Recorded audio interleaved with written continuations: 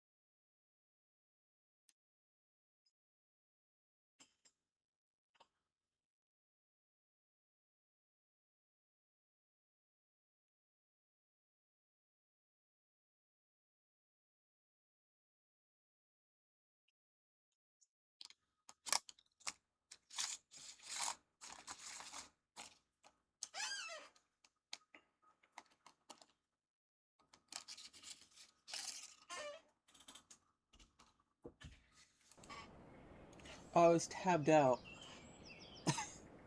I'm like, damn, this loading screen taking a while. I didn't realize I was tabbed out. Oh, there's the loading lag.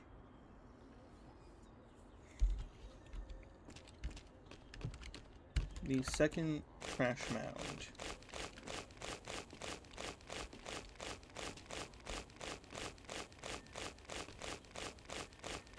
I reckon I can get through this mound and start the next mound.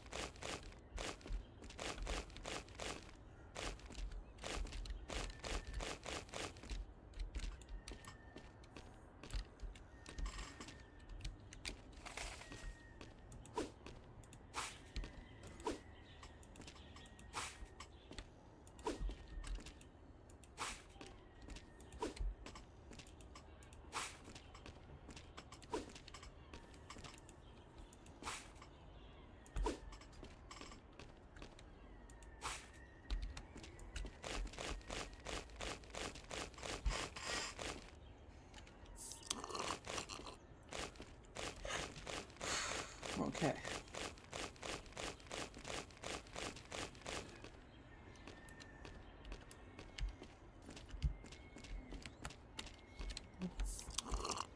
Not mean drinking extra beer. Storage. Let's up that to 25 real quick.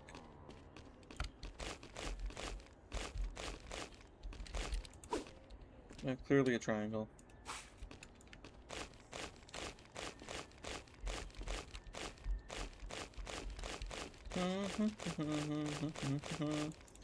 There's another Steve. Oh, a burb. Deposit the burb.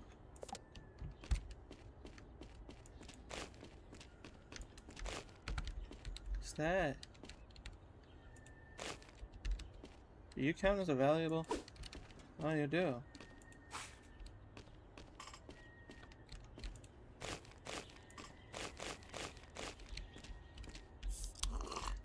Fuck, I need to pay attention to if it's bag or if it's energy.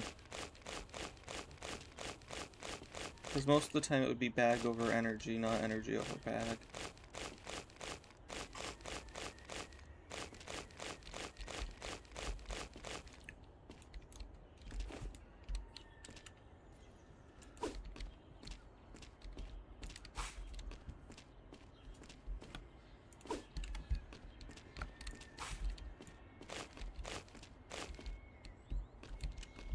Now it's energy.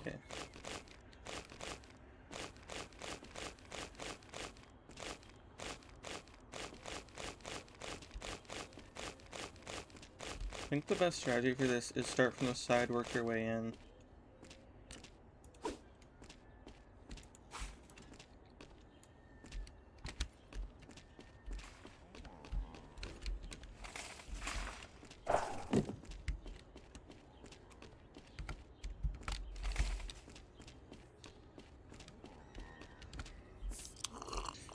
Wrong fucking button. Alright. And that's a card.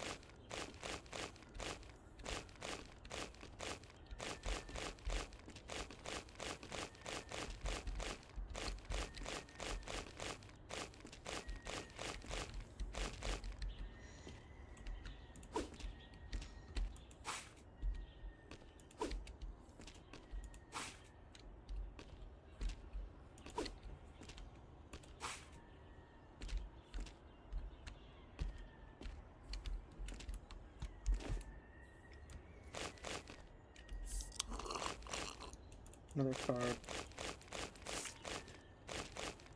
So we are 2 cards into this pile.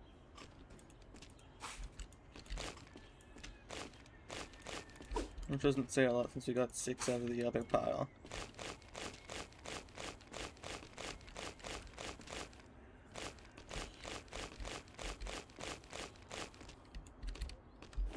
Yeet.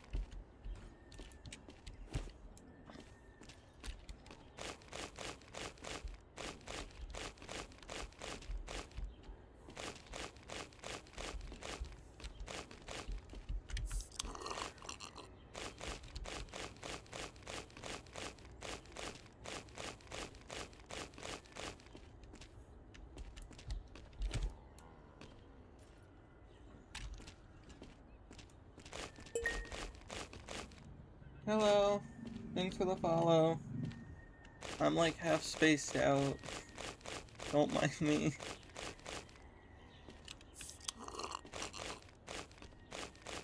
Half lost in thought.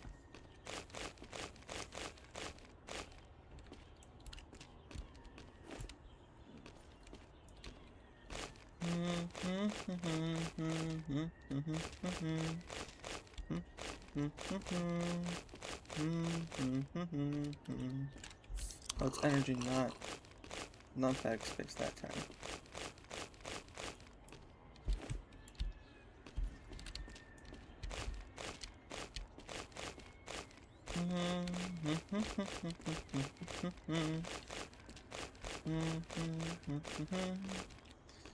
I'm hoping my chat thing didn't break. Might pull up Twitch here just in case to see if my chat broke.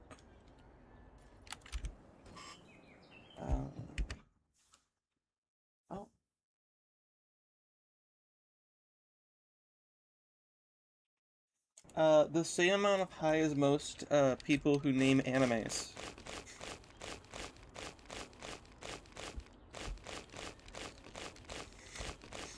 Because this is a ridiculously long name for a game. And I have seen some stuff regarding anime that's like, the names are also really fucking long. Because there was, what was it? The time I got reincarnated as a slime is pretty long. This one just kind of has two title things. There's like the main one, and then there's like a invocation or like parenthesis part, which is just the point of the game.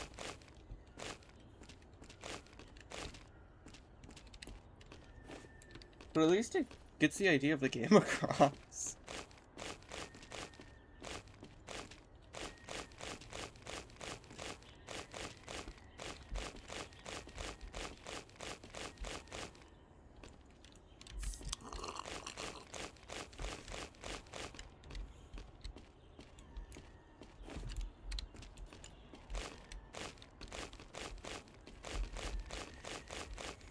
It's funny. Childish.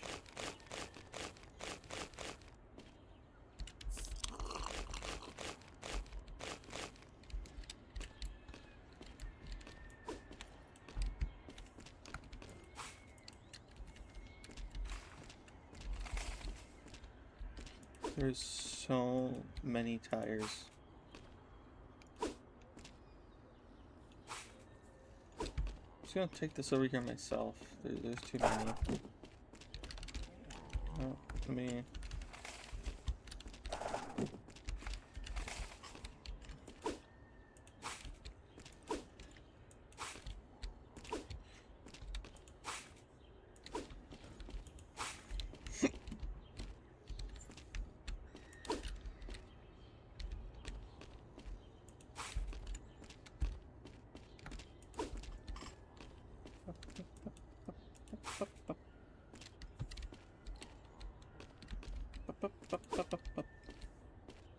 I don't like how close the mask gets.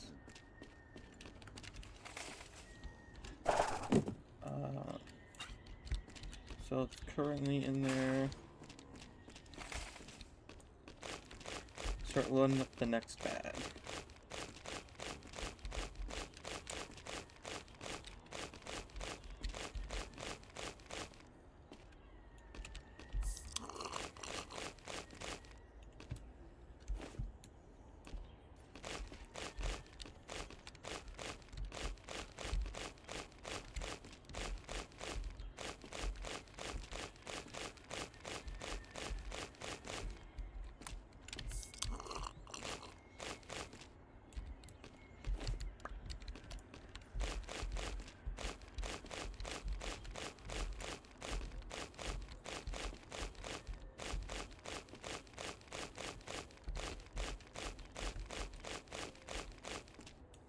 Ooh, a burb. House swallow. It's the third card in the pile.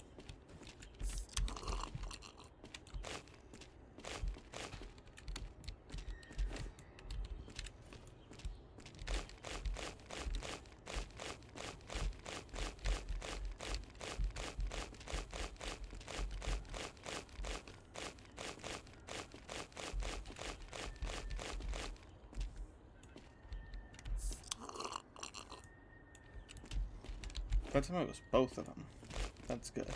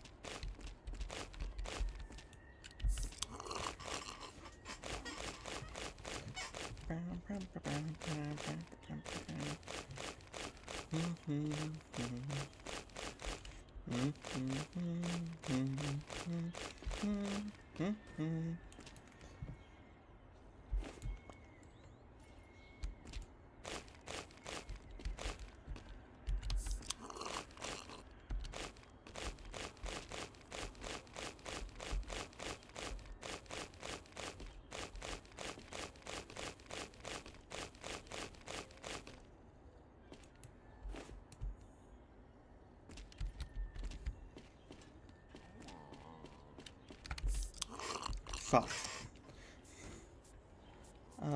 Power. Garbage bag. Energy beer and more garbage bag.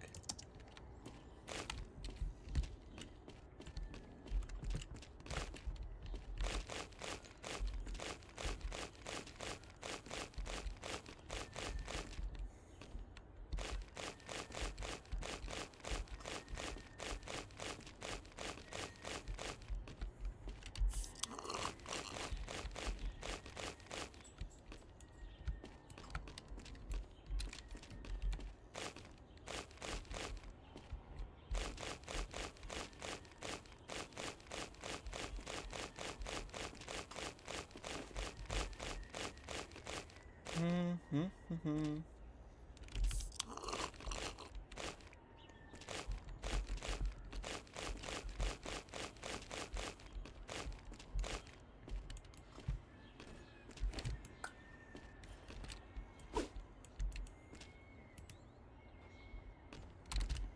You know, I don't want him to go away. Go back in there.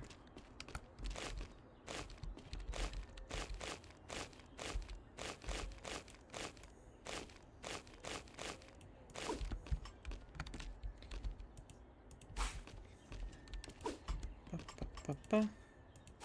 Ba-ba-ba. Ba-ba-ba-ba. Ba-ba-ba-ba. Why is there so much of Steve?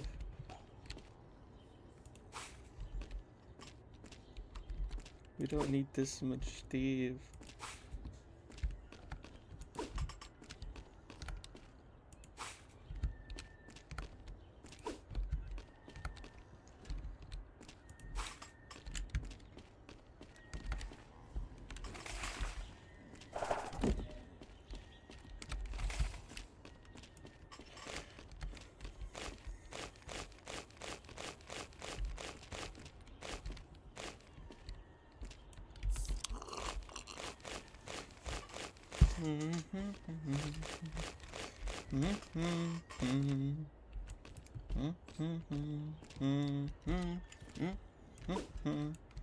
Oh.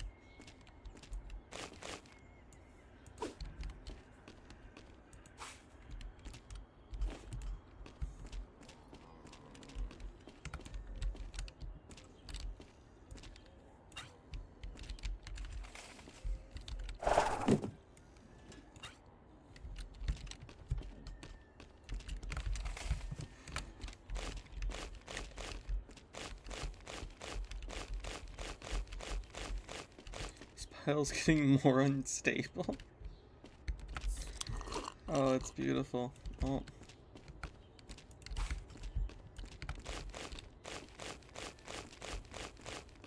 If I start digging to this part, each layer will just start falling in on itself.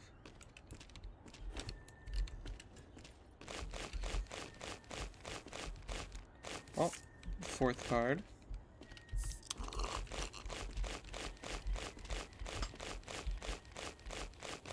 Fifth card.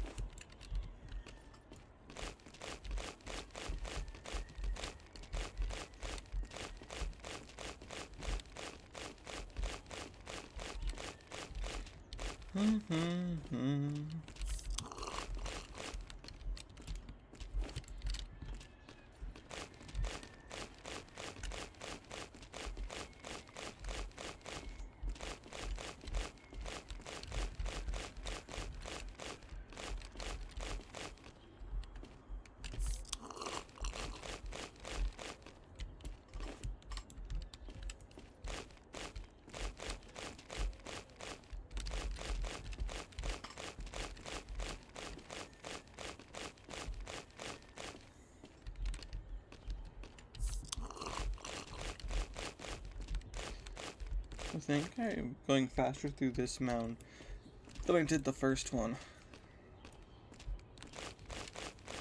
Because I'm only like a half hour in right now. The last one took me like hour and a half.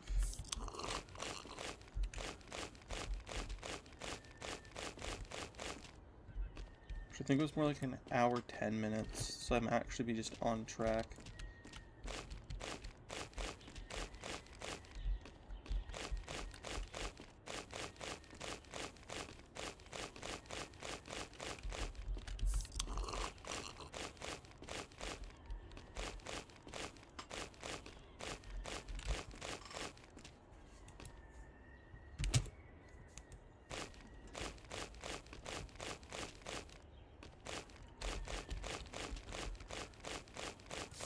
That's card number 6 for the pile. I think I'm clearing this one faster because of the fact that I'm ignoring most of the valuables for right now. And then I'll probably come back later to just grab all the valuables.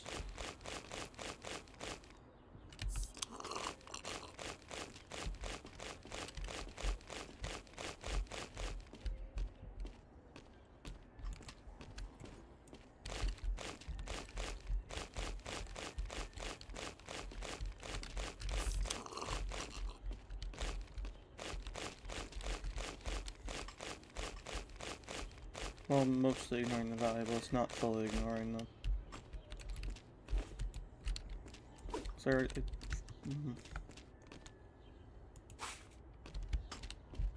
In this pile, valuables can be a pain in the fucking ass.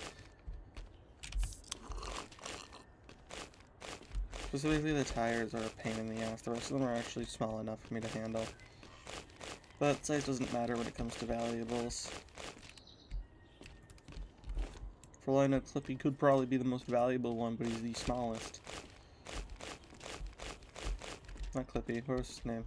Paperclip guy. Is it Clippy? I don't know.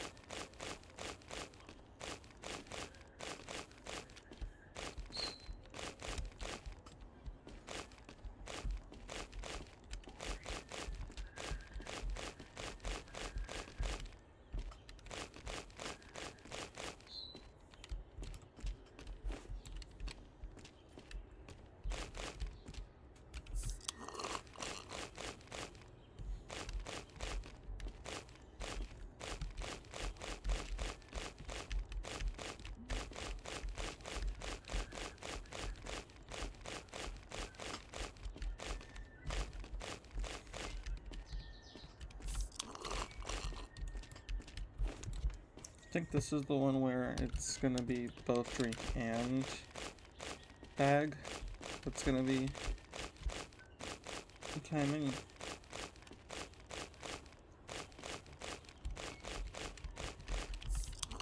No, it very much was not. Timing is like even further off now.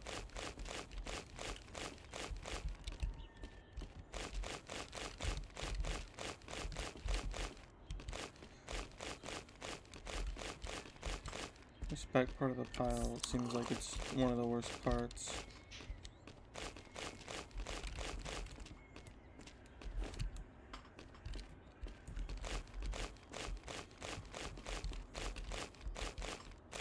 I feel like I can do this pile in under an hour then. Because I'm like this close.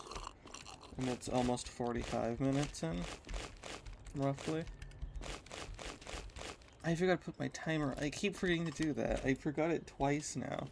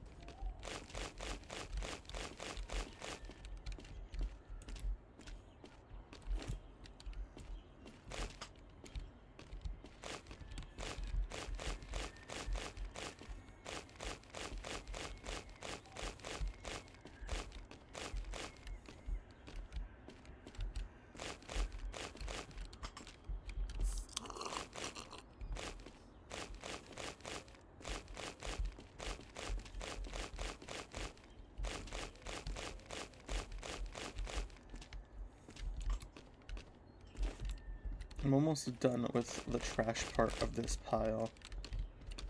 And that's like fucking mentally insane to me.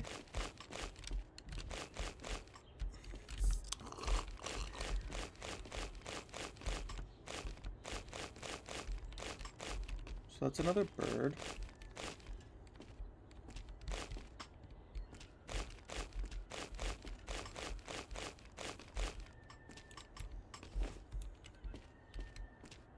I know you're trash, so I can start nitpicking.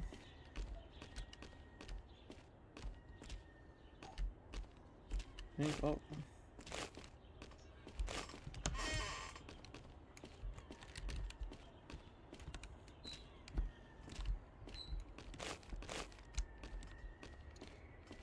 I think that's all. No, there's something over here. There we go. Part of me wants to think that's all of it.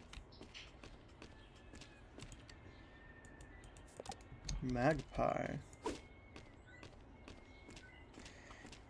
I tend to do all the valuables.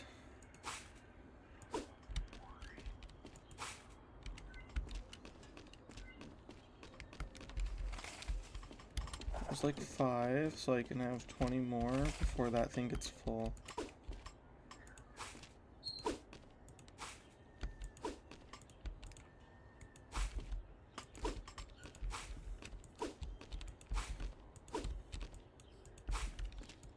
I'm not counting, I'm just trying to figure out mentally.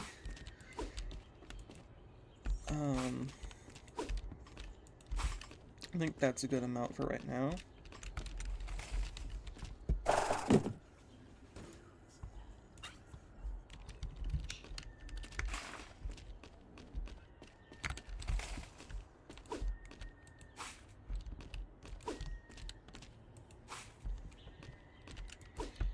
Can I get like all the tires in one cart, please? Would love to have all tires in a cart. 4 tires fit in the cart. Transport 5th by hand. That gives me 20 to play with. 19. 18. 17. 16. 15. 14. 13. 12. 11, 10, 9, 8, 7, 6, and then we'll stop with what should be 5 left in the storage. So it should be flat 20 in there.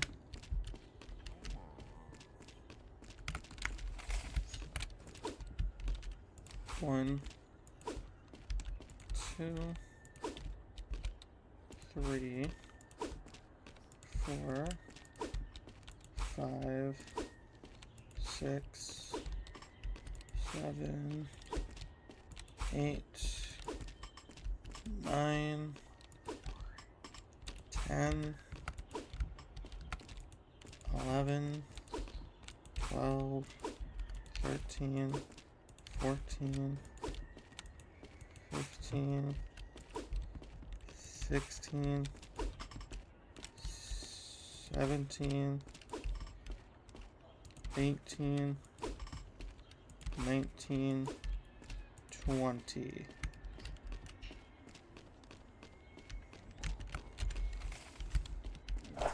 Alright. Give you $1. Are there any valuables left? Did you find something? Pull it out of your fucking ass, why don't you? So yeah, there is some stuff that can spawn underground. I gotta double check what I've upgraded it to. Is it on 2 or is it on... It's on 2. Let's make you 3. And then give you another $1. I think me not letting me pay it is just it telling me, hey, there is in fact no more valuables on site. Alright. Sell it. Next pile. Wait, that's... You're cheaper. Oh god. Oh lord. I'm gonna quickly clean cards. Don't know who the fuck that is. Also don't know who the fuck that is. So I know these are references to content creators. I don't think I've seen like any of them.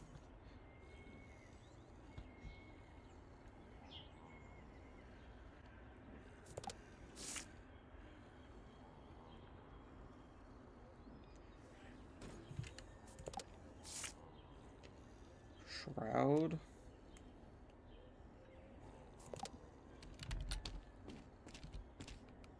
So I have 6 streamers and 6 creations.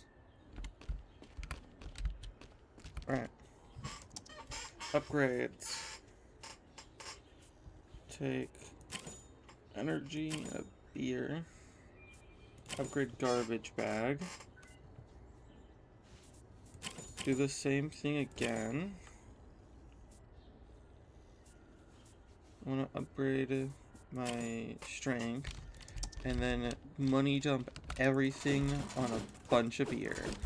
Hell yeah.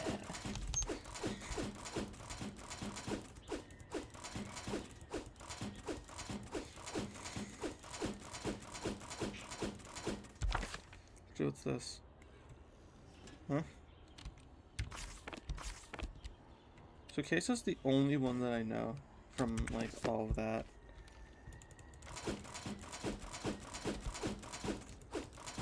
Well, of course I don't know him personally, but, like, I've seen some clips of him.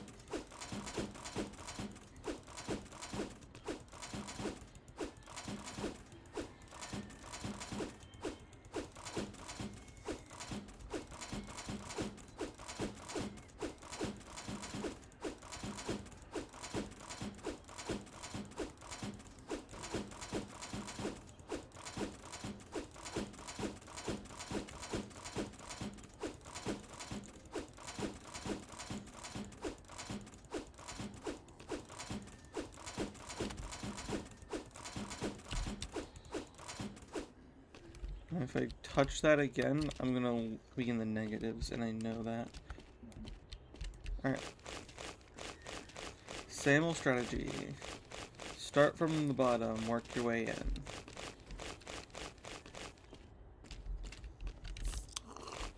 Except this pile is vastly fucking different.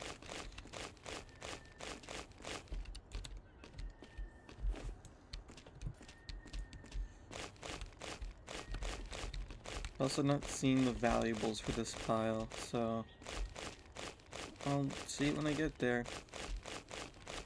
Dirty dish, is that?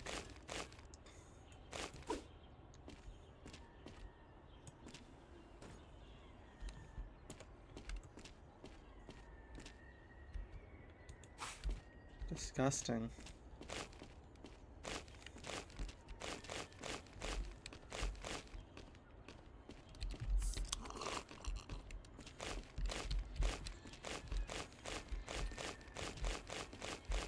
Oh. It's the first card of the pile.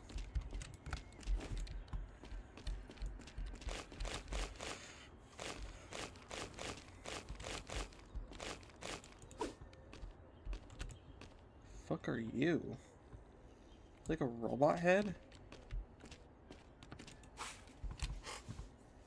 I know a handful of these are references to things, but I don't know if that's a reference to.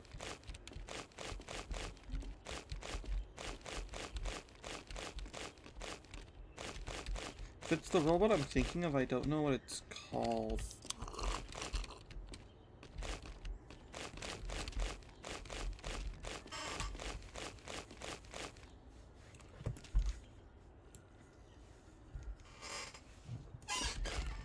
Alright.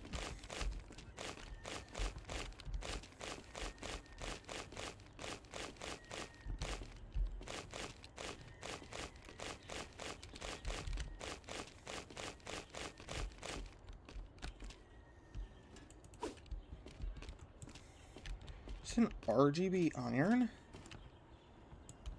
Huh. I don't know what that's a reference to either.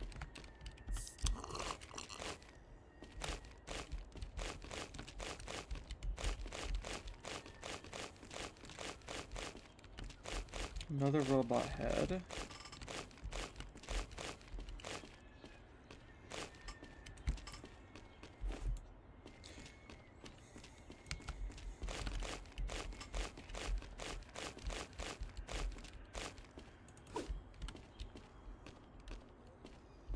I unfortunately know what this is a reference to, and I hate it.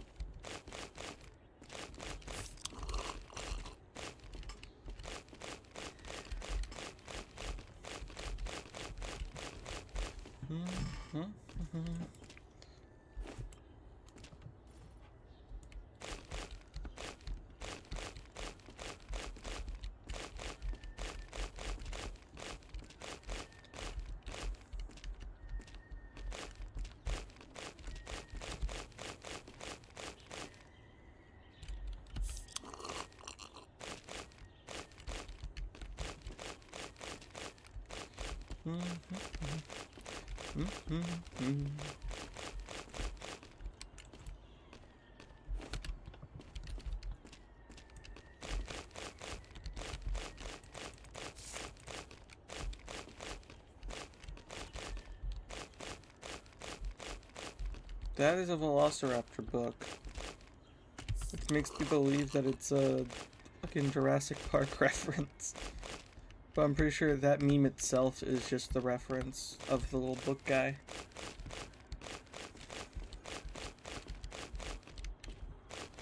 I also don't understand these... I think they're tent rules? Something like that. A new big object for no reason.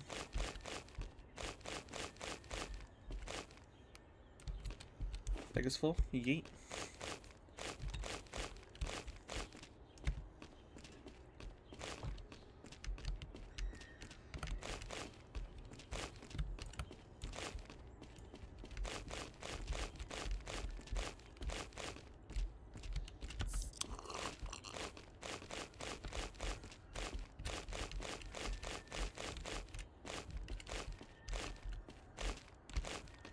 I reckon I can get through 3 piles today if I'm efficient. And that would lead me to this fucking massive pile for next stream. And so while I'm doing this pile, I'm tempted to open up the next pile, but I need the dog to fact check if I've gotten all the valuables. 9 times out of 10, I probably didn't get all the valuables.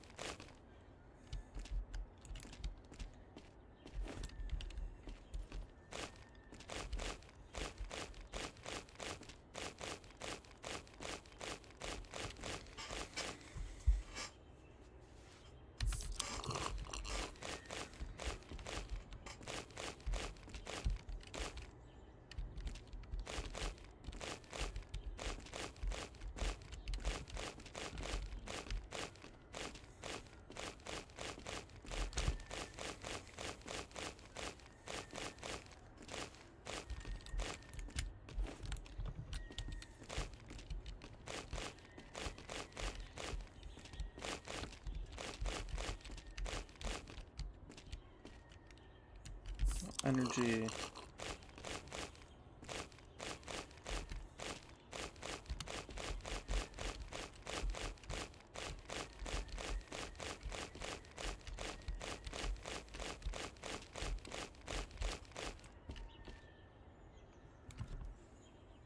I accidentally bought it. It just puts you in the negatives. God damn it. That looks like the first pile. Yeah, this is the first type of pile. They loop?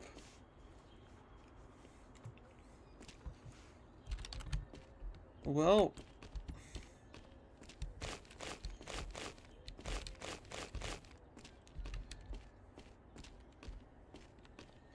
guess you only need money for upgrades. Unless you can go to the negative with the upgrades. Which then, what the hell's the point in having money?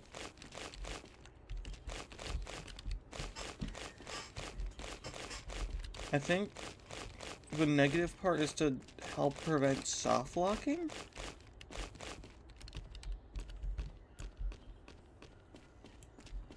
But what's the point in the money then?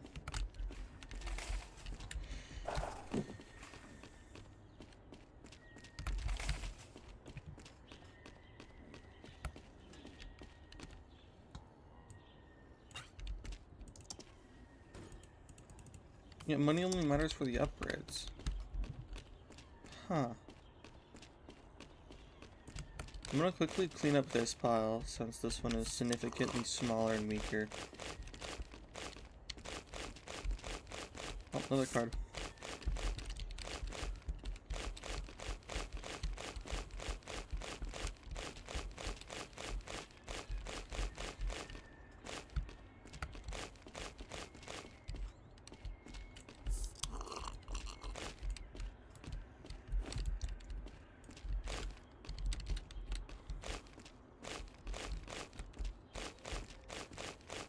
Yeah, it has the same valuables as the first pile, so I guess there's 3 pile types. Unless there's more pile types, but like only 3 small pile types.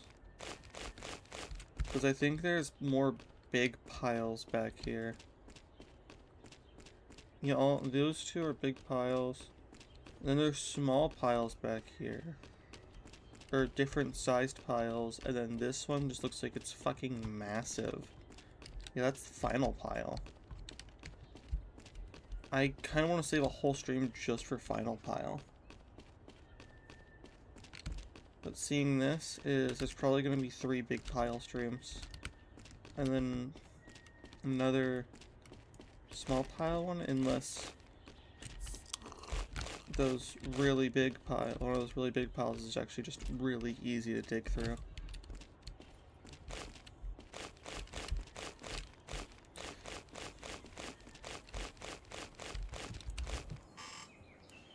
And I now have to go to Twitch and ban another fucker. Because I forgot to blacklist the word .com.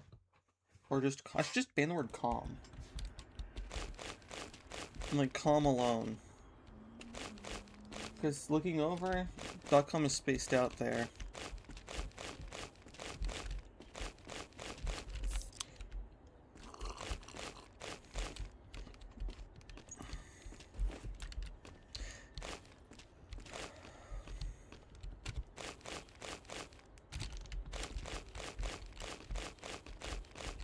I very much dislike it when people buy viewers. It's fucking lazy. I do this shit as a hobby. There's people who make a living off of this, but I just want to do it as a hobby. Hence why I'm gonna try to go into construction. And you'll know when I get a job when my stream schedule starts being like 1 stream a week or something. Or I'll start going like, okay, this is what it's gonna be for the month instead of week.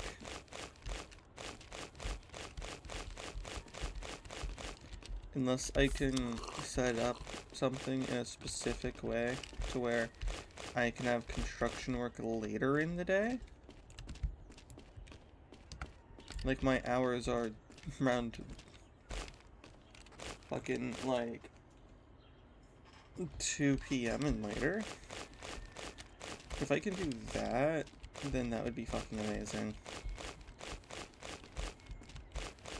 Because the best time for me to stream is around where I'm streaming now kind of time. Because my brother and mom are out of the house, so my name won't get shed on stream. But I very much prefer that.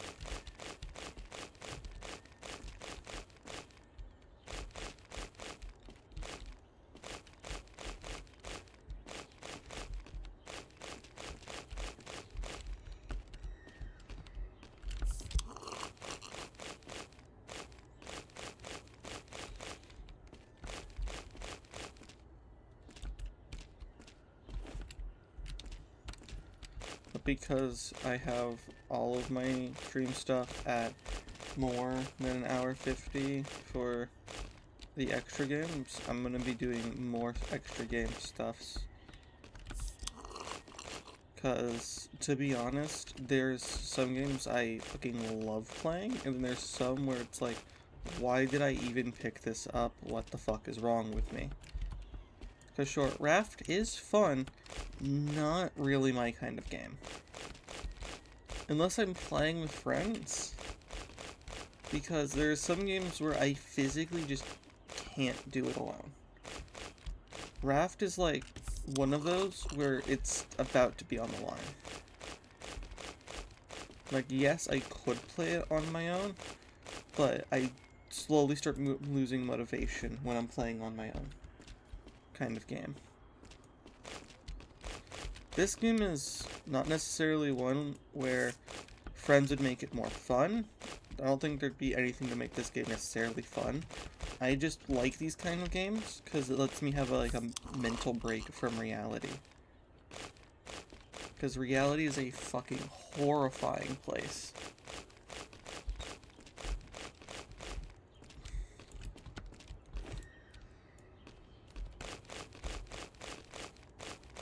if I have any extra time beyond streaming and construction work, I can start doing a shorts thing, which I might start doing a shorts thing regarding Stardew, since I love Stardew, and there's a lot of Stardew mods,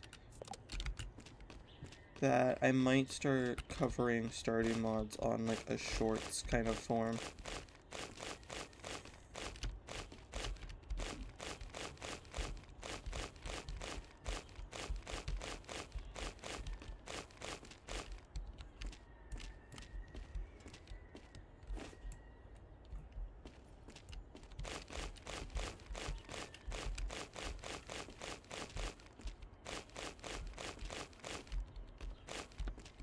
I'm trying to think of anything I can talk about to make things like at all interesting, but I already know I'm a very uninteresting person, so there's not a lot for me to talk about.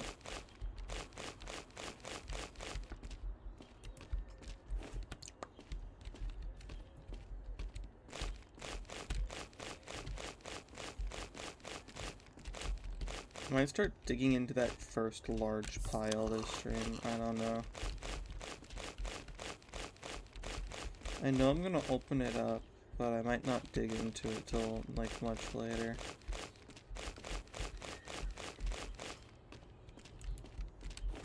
Cause I know I want to get rid of these two piles, get all the valuables, check in with my fucking dog over there, see if I missed any valuables, and then grab the next pile.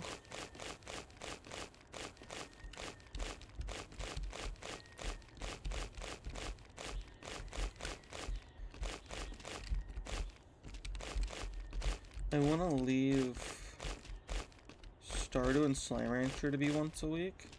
Overwatch I could technically move to twice a week. I really wouldn't want to, but I know I technically could. Same thing with the primary game that I would be streaming, which is typically a game I'm not massively into, but I need to get over it.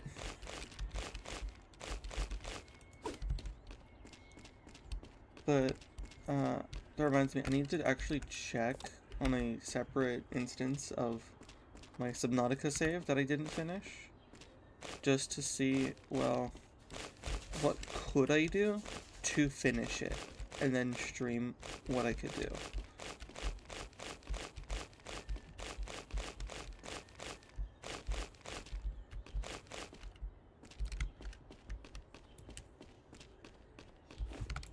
So I want to have a mimic of that save for me to just check, what am I missing, how would I do this?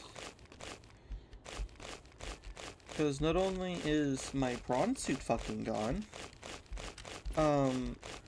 the thing in which would allow me to continue and finish the game, regardless if it's just the ending where I fucking die, because I don't care if it's the ending I die, I just kind of care if I get the main part out of the way. Because I have no idea how to cure my guy. Because I thought the alien facility was meant to be where I went for the cure thing. Never saw the fucker. So, if I have to find the fucker to get to the battery stuff, then there's only one ending in Subnautica, and I'm sad.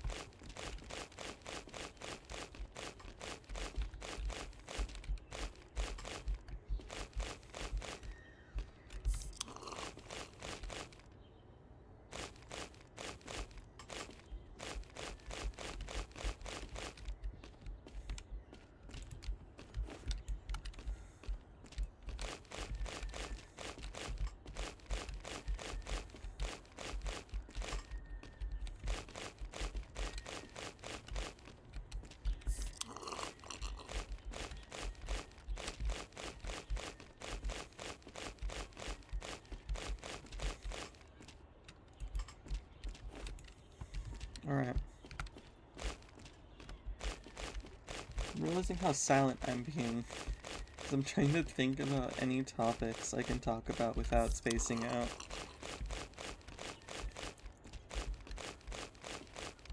If something happens to where I could technically stream after, like, stream, like, my normal stream stuff while I'm in construction work, there's a chance I will still probably not stream as much. Because not only would I probably be doing construction work, I'd be learning code. Because I've been fascinated with attempting to make a game. The problem is I lack the coding skills and lack the artistic skills. I have plenty of ideas for game stuff. I just lack skills to pursue that.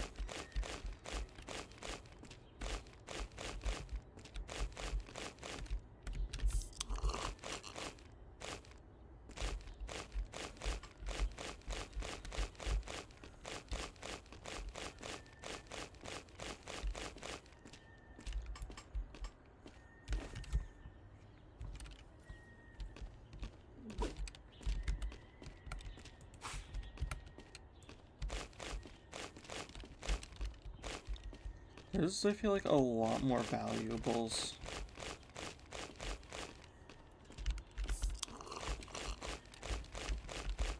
Can't get mad at myself for not being able to finish this pile in time, because I started with a different pile initially, so I don't have an actual way to track this one over the other one.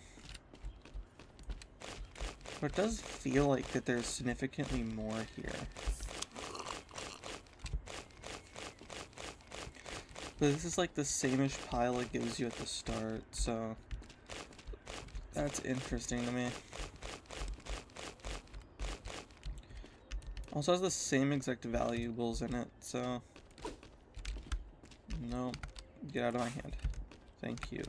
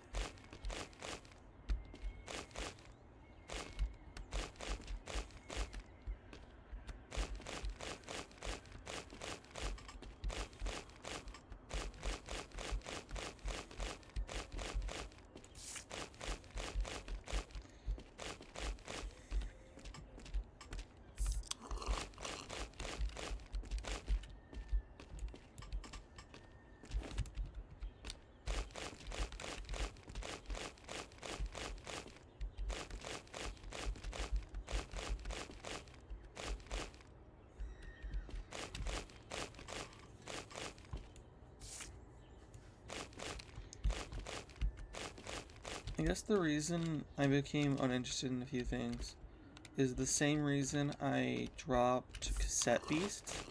Is I got so uninterested in the game when I found out its multiplayer was not a good multiplayer kind of thing.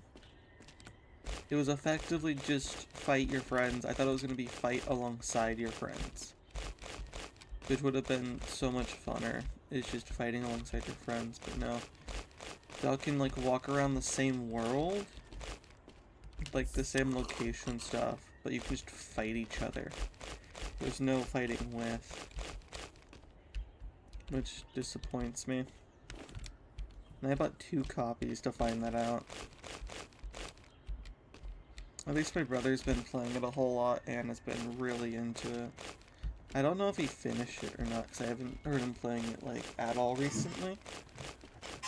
But he's been really into the game. He's even started pulling up, like, a music soundtrack for it to listen to. Because the music is actually really good for some reason.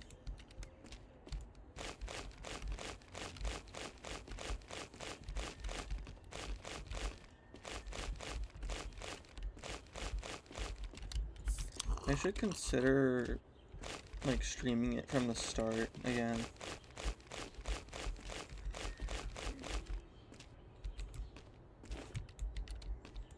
Because I still haven't, like, gotten that far.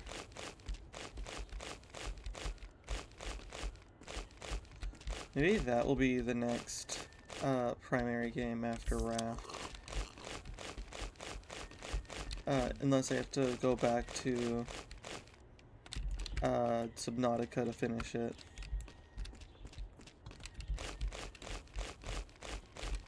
Hell, I might be able to get into, like, part of that big-ass pile right there. So that, like, I don't have a holder pile next to me.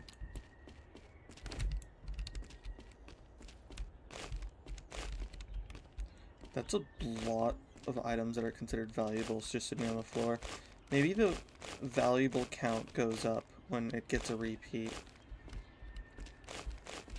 Because this feels like a lot more valuables. Going through to make sure I didn't leave any trash.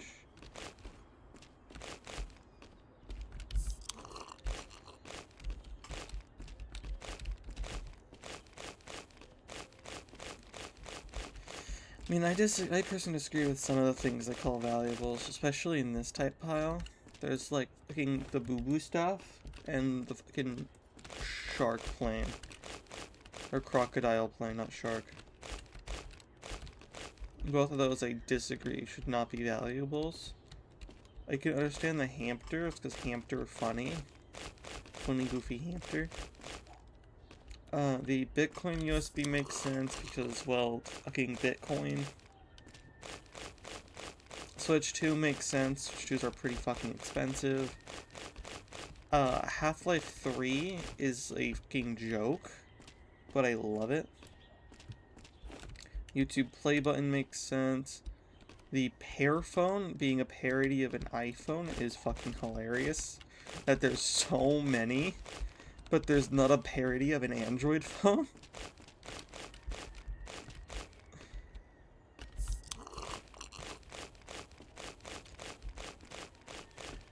But I generally don't think that, I don't even think the fucking, what's his name? Plankton thing should be a valuable. This grosses me out. I don't even think the nugget should be one either.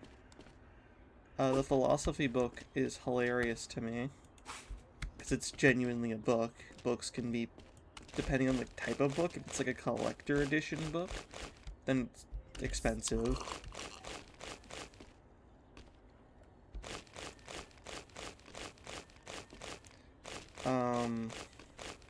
The robot head makes sense to me, because it's literally a robot head. They can be valuable. The roll doesn't make sense to me, but I think maybe it could be, like, an expensive one.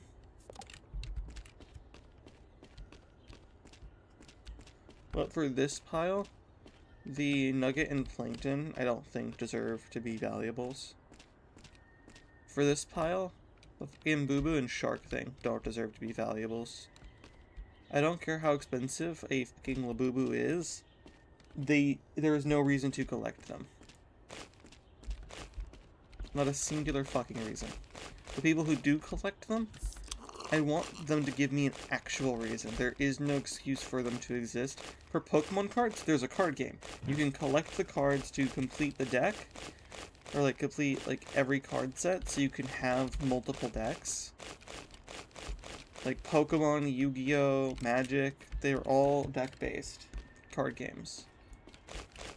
Hence why collecting them is expensive, and collecting them is a thing, is because they're actually cards that you can use to play a game. Boo-Boo's not fucking shit. The minifigures people collect, those are like characters and shit. Hell, people who collect the Lego sets, they're literally Legos. You build them together. Hell, you can get normal Legos and start building your own shit. I've seen multiple shorts of people building it with just Legos. And those sets are sometimes references to other shit. Labubu's have no reason to exist, except to be collected. Which it makes zero fucking sense to me. Like, why the fuck would you pay for that? Maybe if you liked the way it looked like Barbie? Because Barbie itself also doesn't have a reason to exist, except to be a children's toy. And people sometimes collect children's toys.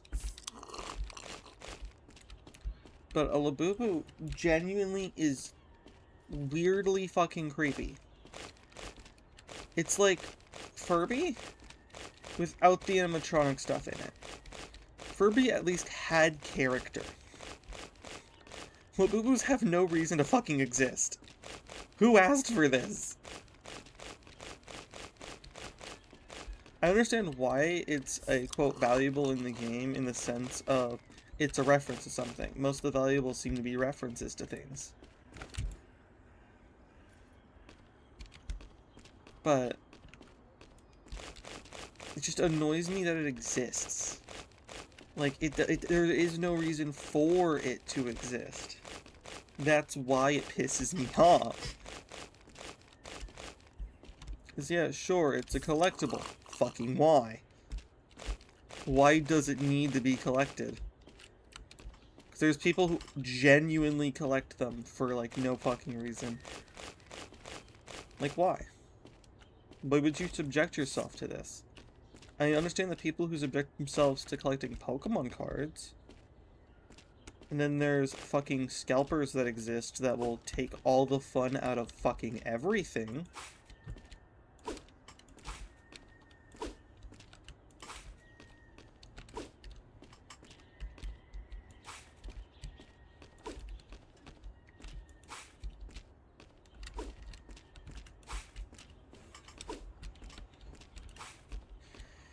Thank God Valve is still a private-owned company, because then they can actually put the customer first out of anyone else.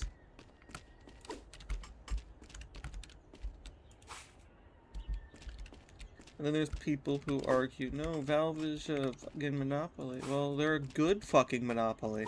They put the people first.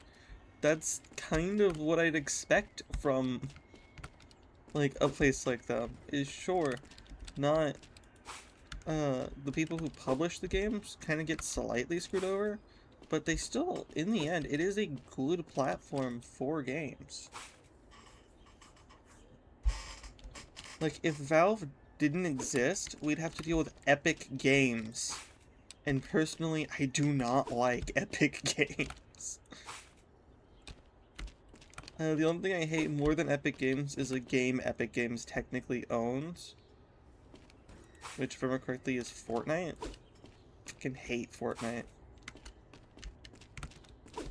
The only reason I would touch that god-awful game is not even to play the normal modes, it's to play like a fun other mode created by people for people.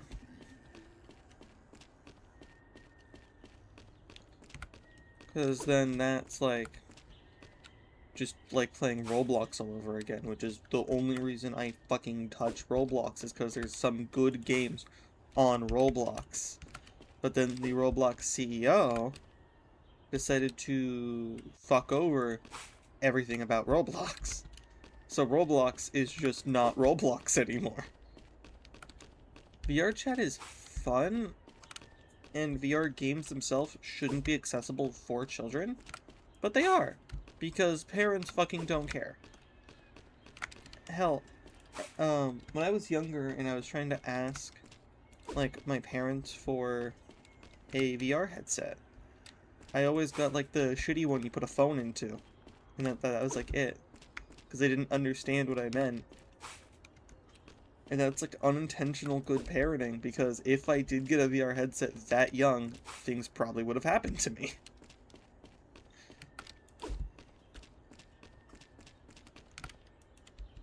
And maybe my mom knew that, and that's why she didn't actually get me a fucking actual VR headset. It's because she knew there's some people on the internet that would do not so good things.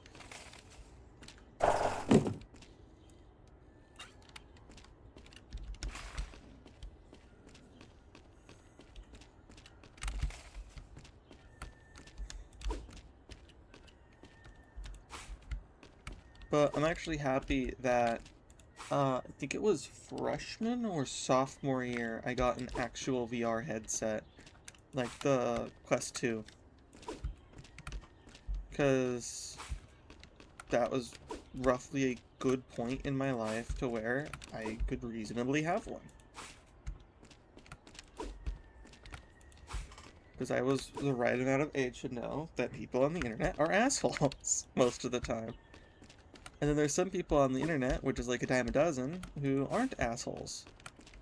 I still take that idea to any platform, really. Because I've seen some shorts of, like, people who are just informing people. Not being, like, the people informing people aren't being an asshole. And then the comment section is just flooded with, like, but this is this and that is that. Like, for example, when FNAF 1 came out, the file name for Golden Freddy was Yellow Bear, or something like that. And this person was informing people that because of Markiplier playing it, it got big popularity, and on top of that, Markiplier called the Yellow Bear Golden Freddy. And then in the second game, Scott set the name of the Yellow Bear to Golden Freddy, which I thought was an interesting fact. Turns out their TikTok comments told them, actually, that's Fredbear, as in FNAF 4.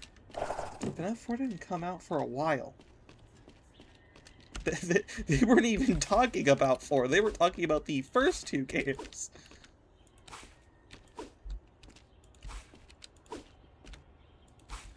And reminder, not every game needs a timeline of what events happened when and where. FNAF technically has a timeline that gets confusing. If we look at the Scott era of games in the FNAF franchise, FNAF 6, or Pizzeria Simulator, was both the start and the end of that timeline, because the mini-games in Pizza Sim were the start of the timeline, while Pizza Sim itself was the end of the timeline. Which, neat concept. What the fuck? What happened to the lore?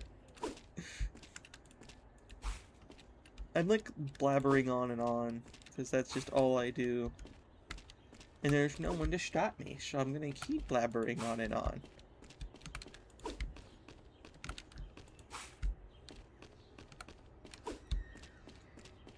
I actually kind of do want to make a Stardew modded series, or just do multiple variations of a modded series. Because if I do Stardew, I don't know how many concurrent players Stardew has, but if I do a modding series of like, hey, so these mods, like this mod will be like this mod will be like that. But I also do have to test to see, does the mod work? Will the mod work with this? Will the mod work with that?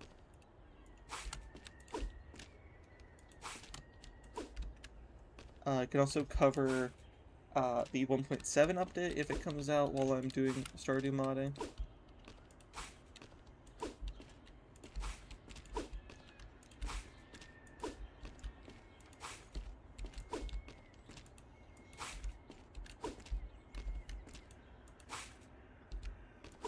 Don't eject the hamster. Hamper will go in, and you will accept Hamper. Like how I'm spending a handful of time doing this part of the process of removing the valuables. Now you better stay the fuck in.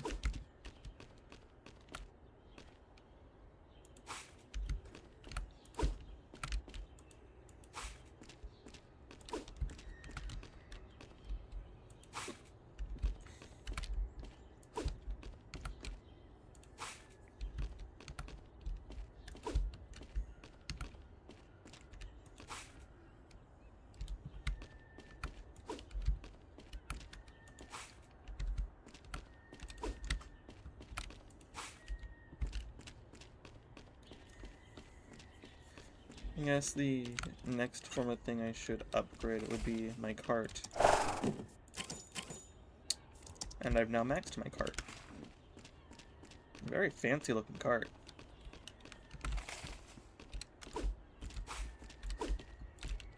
Oh, there we go. Pretty deep cart as well.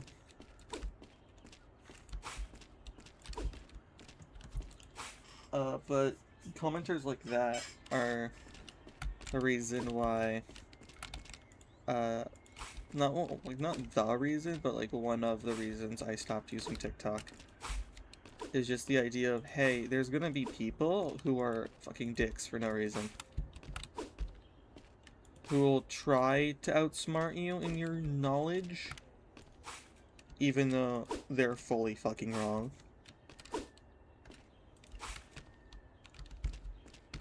And I find it fucking hilarious that there's people who believe that someone is wrong and then they end up being wrong themselves. It's like a nice reality refresher. It's like, hey, you can be wrong about your knowledge on a topic. Some people deny it. That reminds me of an argument I actually had with Gamer yesterday. The difference between a Roblox tycoon and a Roblox simulator. We both believe we are right. Gamer says that they're the same thing. I'm saying that they're different things. He actually straight up said that people that believe that they are different are brain dead. But I'm pretty sure I had a decently good argument for why they are different. Typically, tycoons feature a way to kill people to get money as an additional thing. Incrementals typically feature multiple types of boards and currency flow for different things to upgrade. Sure, they start with like one thing and then eventually you can rebirth. It's like different currency levels. Gamer doesn't see the different currency levels, looks at it, and goes, yeah, that's the same thing. Incrementals have different currency levels. Because, for example, one of the ones I like to play was Grass Cutting Incremental. It was a neat little thing that I picked up, and that was like the first incremental I played. In that one, sure, you start with grass, you eventually get to Rebirth, Prestige, and there's like a bunch of other upgraded stuff. With Tycoons, you'll get money. That's it. And we were like yelling over each other, so I couldn't really get that part of my point across. So I used a kind of half shitty analogy thing, because Mario and Sonic are both, by definition, a side-scroller. A pixelated side-scroller. And upon that, based on what I was hearing from Gamer, they would be the same game. Or the same type of game. He called me a moron for trying to use his words against him.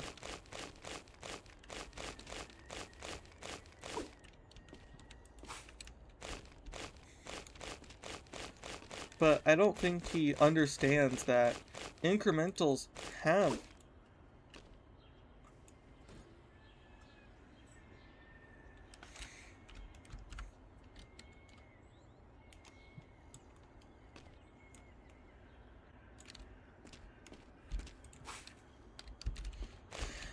I think he needs to understand that incrementals have multiple currency types. Because you would use the next one up to upgrade stuff to get more of the next one down. It is a progression-based system like that. For Tycoons, you wait. That's really it. Sure, for incrementals, you also just wait, but typically speaking, you can wait less time the further up you are. Well, Tycoons, what is it? You wait. You can kill people. That's fucking it. But I love incrementals and dislike Tycoons because of the way you can proceed. Because through an incremental, it's progression based. It's also the reason I fucking love Sky Factory 4. It's progression based. Tycoons is, I would like to argue, not very progression based. Ones on like Steam are, but like the Roblox Tycoons aren't very progression based. They are effectively a waiting simulator.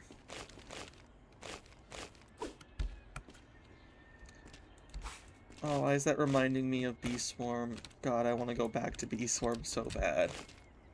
But there's no way for me to have like an additional file on Bee Swarm, so I really would be disappointed that I can't start from the beginning. I do, technically speaking, have an alternative Roblox account,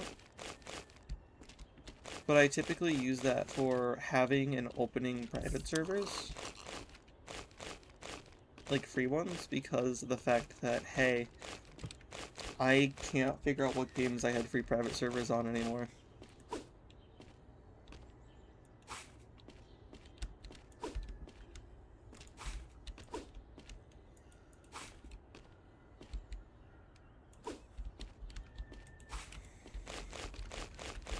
But Tycoons typically don't have the sense of progression that most things that I love have.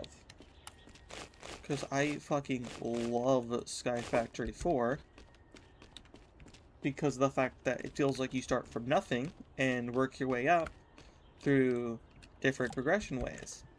I always like tap out roughly halfway through SF4 because it gets to be just, hey, so you gotta go find this in your base to make this. Or you have to enter this other dimension that you've never been into before to find one very specific object. Because then that just starts to get like, why am I still playing this?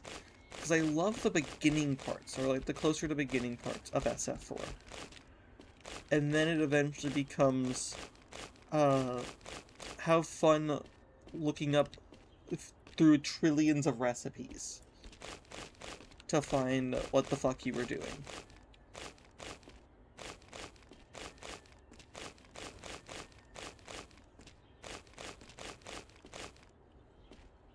I think the reason I see people doing Minecraft mod reviews but not like other game mod reviews is because Minecraft by definition, well not by definition, but Minecraft is close enough to a actual moddable live service game that won't really punish you for modding it. While Overwatch has anti-cheat stuff, Rivals technically doesn't care, but I also really don't like Rivals because of their use of AI and other shit. AI is like one of the big problems I have against Rivals, to be honest. I mean, I personally wasn't into Marvel. Sure, I played Rivals when it came out and it was fun, but Rivals forced Overwatch to pick up the lack. So Overwatch has been improving itself drastically. And then I learned that Rivals used AI, and on top of that, even if I wanted to play Rivals, which I kind of really don't unless friends are playing it, I can't anymore. My Steam will genuinely kill itself if I try to, like, if I have it installed and it gets an update, it will genuinely try to kill itself. I kind of blame the poor optimization of Rivals, because like, one of the times it bricked my Steam, I was barely able to stop the download. And after I stopped the download, I uninstalled, reinstalled it, and it was fine. And then it got another update, which bricked my Steam worse.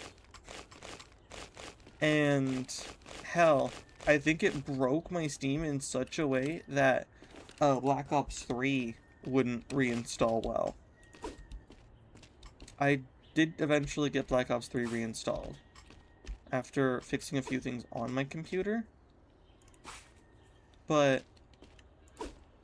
I have roughly the right amount of storage I did when I first had the problem with Rivals crashing itself on me.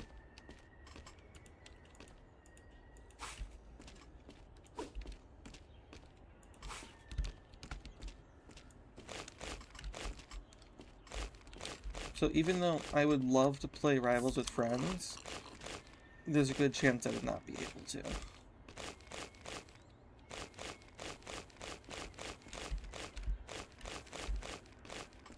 The only reason I stream Overwatch occasionally is because they've been trying to pick up their lag. Sure, the 10th anniversary event wasn't great. They've also been doing so much more, like, literally, they dropped the 2, went back to Season 1, and then they updated their stuff to where, every year is a set of 6 seasons, which was originally like that, but it's literally always going to be 1 to 6. Technically speaking, we are in Season 2 of 2026 for Overwatch. And the first season of the year gave us 5 heroes to put them in front of Rivals. But the problem is with Rivals is their characters have roughly the same modelage. Like, most of their female characters either have a same or similar model to another character. To put this out there, Rogue and Emma Frost technically have a very similar build.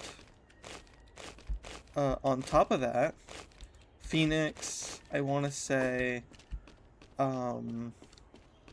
Invisible Woman, kind of, and Luna Snow, roughly, have similar body types.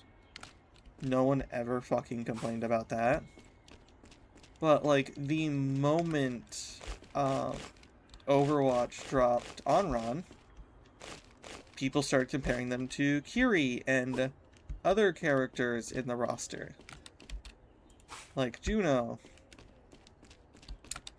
Never saw someone do that when fucking Rivals dropped characters that looked similar. And they're pumping out a character like every half season.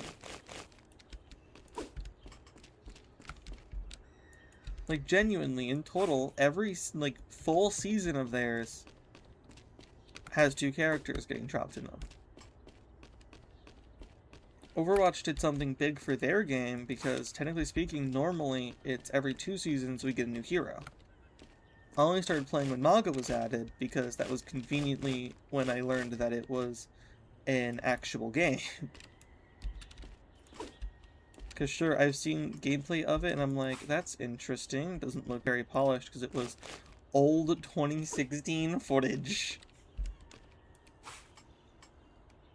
And then I learned that the game doesn't actually look that bad, and I'm like, oh. And that's when I started playing it on my Switch, and then eventually I swapped fully to PC gaming, because, what's it called? Nintendo's a bitch. That's what it's called.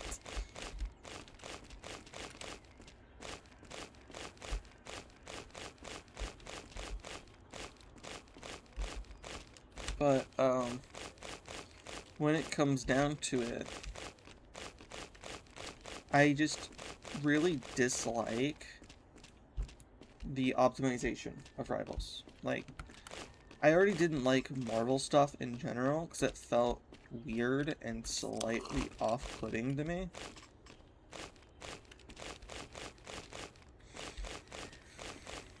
But now on top of that, I know they're using AI, and no one's batting an eye at the similar character stuff. Giving characters like additional abilities that they don't need. Like, team-ups are fine. Team-ups are actually fucking amazing. I personally feel like Overwatch could have secret team-up stuff, kind of like Rivals, but people would get very salty at them, quote, copying Rivals. Because people just get salty about that anyway. Because, sure, when Rivals came out, not very long after, I think it was Deadpool's drop in Rivals, they added 5 characters, and then people were like, oh, they copied Phoenix with Onron. I could name a handful of characters from fucking Rivals that have same and or exact similar kit stuff to Overwatch characters. And eventually, games will have, like, very similar abilities to other characters. It's inevitable. There's only so much you can do with character stuff to have it be different. For example, Sierra, the newest Overwatch hero, has a dart that if you land on somebody, it will track that person, like your bolt will track that person. The only problem I have with that ability, they instant reload. Like, their full gun instantly reloads. I instinctually reload before trying to use it. Because that's what I thought that the ability was going to be, is like, hey, you're going to need ammo to shoot the person. But not only do you not need ammo, it instantly refills your gun. They never changed that, and hell, in the mid-patch of the season, when they added Jetpack Cat to Stadium, they buffed Sierra's damage by 2. She was already a problem. Now she's more of a problem, because her damage is higher. That's fun, isn't it? It's always fun when a character that people have a problem with get buffed, because why the fuck not? Like, Sierra on her own, if they removed that caveat from her ability, because sure, Mugga had infinite ammo in his ult, and I think his ult currently is his gun's refill for when he starts the cage. You don't need an ability that instant refills.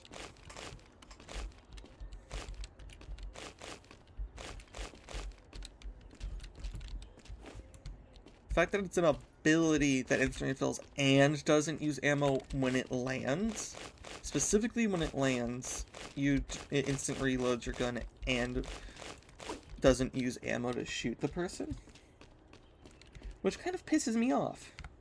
Because, like, hey, you guys were meant to be trying to do better. Rivals exists. People are gonna probably swap off your game to the, technically speaking, mania of bullshit. Because genuinely, when I look at Rivals, each new hero, just kind of like Overwatch, is stronger than the last. And unfortunately, I don't think I ever hear anyone talking about the newest character in Rivals getting nerfed until like 3 seasons after. That's like an exaggeration, but genuinely, it takes like 2 seasons. And then you start hearing nerfs coming that character's way. If I'm correct, technically speaking, they still haven't nerfed Luna Snow. And she was from launch. Seems more like they buff other characters to try to match that level of strength, which makes other people pissed off. Because some characters don't get buffs and get nerfs instead. Which I find it hilarious. It's like, oh, your character who had a one-shot got nerfed? Overwatch is still dealing with one-shot hog. Get over it. If you're squishy at Overwatch, you get one-tapped by a hog combo. Fucking get over it. Oh, your Spider-Man has a one-tap? Well, we have a tank that has a one-tap. Fucking get over it. At least yours is an actual DPS character. But nope, that gets fixed and Hog still exists, so that's fun. What else can I randomly talk and or complain about?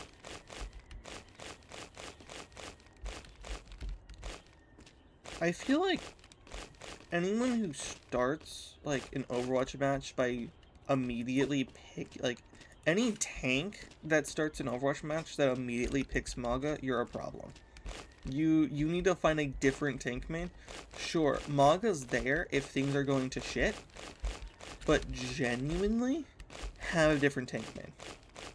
Mauga's like a backup. Don't ever use Mauga unless you're in fucking like you desperately need to win a comp match.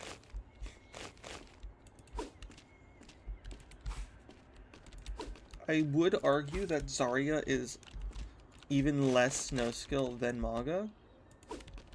Like, the only thing you have to think about for Zarya is the management of your bubbles. If you can get your full bar thing on Zarya, then you're just you just need to focus on beaming down the enemy and keeping that charge up. That's it. For Mauga, if you're dealing at long range, I would like to say you might be more, you would need more brain power for that than Zarya. But at a closer range Mauga, you would need less brain power than Zarya. Because when you're a close-up Mauga, you can run both guns, same time, with, just needing to pop one cooldown, the healer's off. That's it. For Zarya, you don't get a heal. You get a beam cannon and basically a block. The only reason Mauga's a problem is because of his healing ability. His singular healing ability, which gives him, lifesteal for 5 seconds? 100% lifesteal for 5 seconds? Which also heals his allies around him for, half of that, right? Something like that?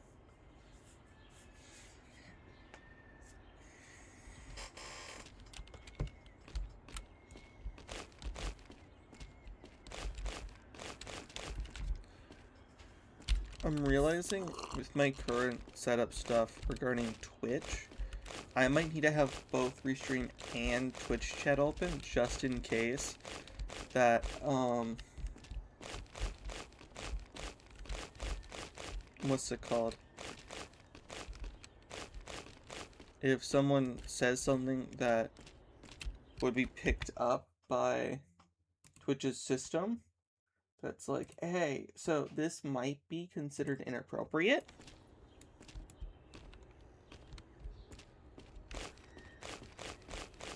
That I might not even care about. Slurs are fine for me. As long as it doesn't get my stream taken down. I've had Twitch, block the word gay. Just used casually. The sentence, oh, I'm gay, has been blocked by Twitch for, one fucking instance I had it.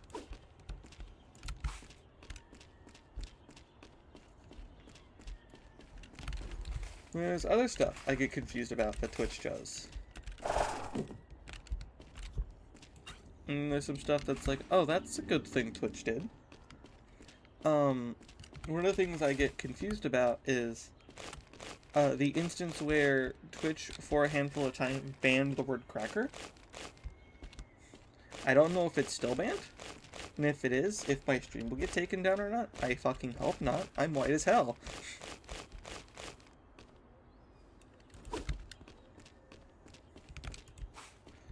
But it was once against TOS to mention crackers. And that was fucking hilarious to me.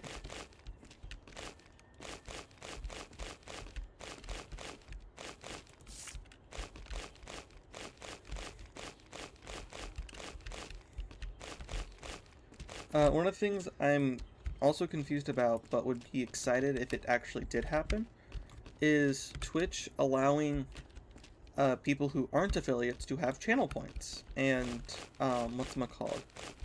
technically get subscribers and bit donations, even if they can't use it outside of Twitch, it's to like people who do come by their streams that want to like effectively give them something to like have, then they can just kind of have it, and that's amazing to me, as if that does actually happen, because it's, from what I'm seeing, is it hasn't been pushed out yet.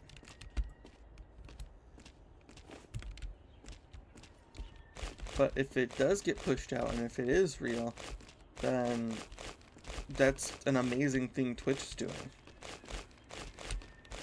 Is allowing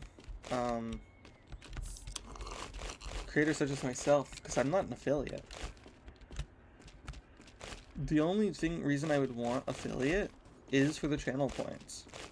Because I feel like it'd be fucking amazing to just have channel points for people to be like, hey, look at this.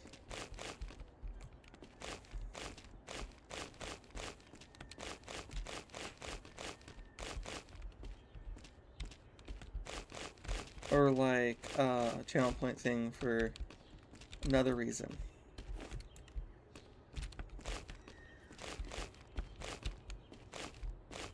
Like if I get to something with my computer to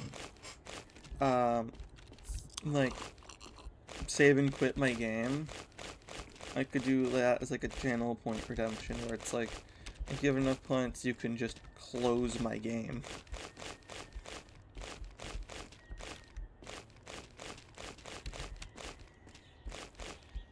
Top of that, I think it'd be hilarious if you had a channel point redemption for someone to just end your stream, because why not? Because like that kind of thing is amusing to me. It's just giving the viewers power to do something like, oh, hey, so you have enough points? Just end the stream yourself, coward.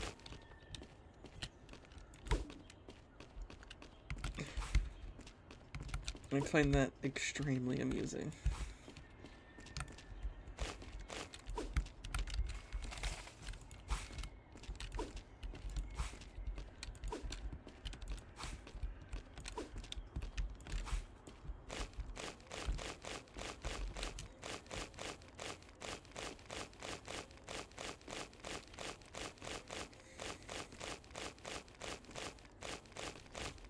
It very much, like, pisses me off to see the bot things come in here and like, hey, you can go buy viewers on this thing. And I'm like, fucking why?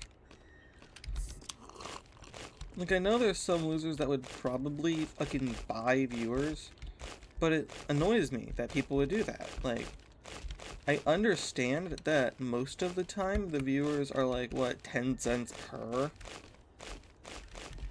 But like, why the fuck would you not only waste your money on fake viewers instead of actually having, like, using stuff to try to get viewers naturally? It pisses me off.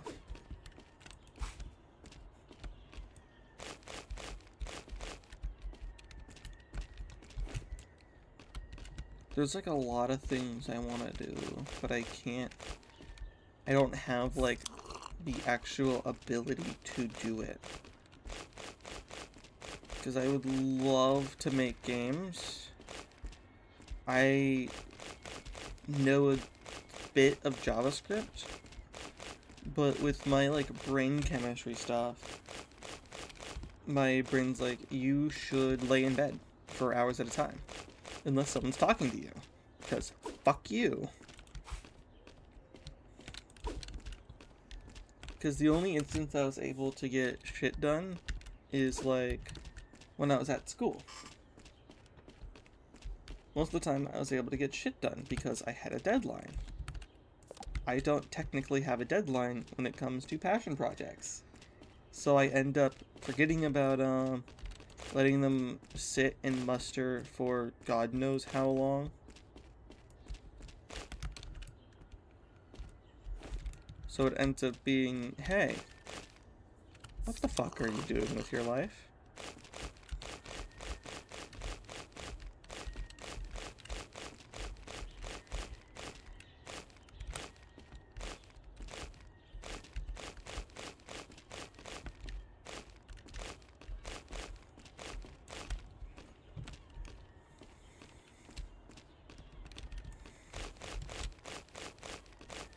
But if I do end up fully, like, picking up enough code to make a game, then I will probably end up showing progress on stream.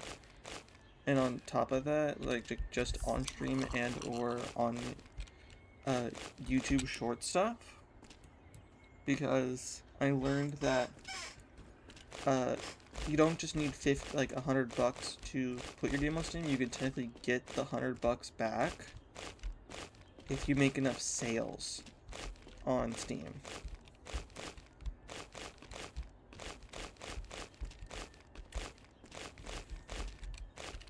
Which is amazing to me. Because then Steam only takes the 20% of your game sales. And I guess the $100 is to prevent, like, annoyingly massive slop games to exist. But there's still going to be slop games on Steam. Like, I probably could find a few if I looked a little bit. But it's, like, not as bad as Roblox, like, used to be. Roblox itself is trying to implement a thing where it's like, oh, you have to spend, like, $10 to put your game on Roblox, and if it passes all the review stuff, you can have your $10 back. It's like that kind of thinking where it's like, yeah, it will reduce the amount of slop games, but it might increase the amount of games that are like, hey, please buy stuff from the game, because, like, it incentivizes people that, hey, you need to spend like $20 and then you can make money off of your Roblox game. Then it's like, what the fuck?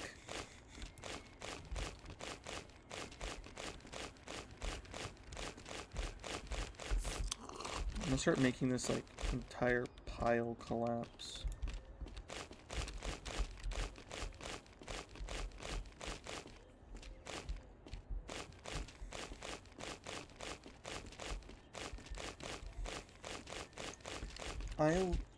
I think me, like a lot of other people, loved watching SMG4 and his, like, shenanigan stuff. And then when he announced MetaRunner, and then he put the stuff on his normal channel, it's like, alright, this is an interesting break from his normal content. And then he announced a whole other channel for movies like that. And that was like, okay. It's like a way you can look at, like, nice looking shows that he's created. And then it started becoming something much bigger than his original channel, because he dropped his original channel due to the fact that he actually wanted to do more like that stuff, and he was wrapping up the series anyway. And then, technically speaking, when he wrapped up the channel and effectively gave the rights to his character Mr. Puzzles to the to people who wanted to do more with the character, there was a problem that spiked regarding this person who had their own original character from, like, 2016 that looked kind of similar to Mr. Puzzles. And people were calling his character a Mr. Puzzles clone, even though it came out far earlier than Mr. Puzzles. It's that kind of thing that, like, annoys me, because technically speaking, Oreos got popular.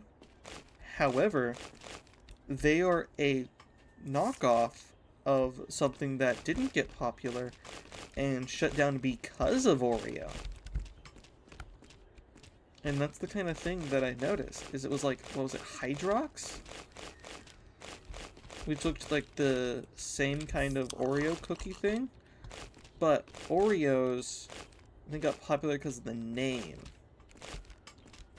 But they were effectively both the same fucking thing, and Oreo was meant to be a cheap knockoff. And then we fell for the cheap knockoff.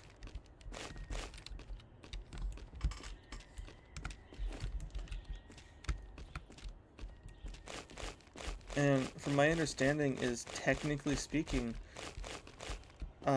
the creators of SMG4 and his brother didn't even realize that there was a character like that already.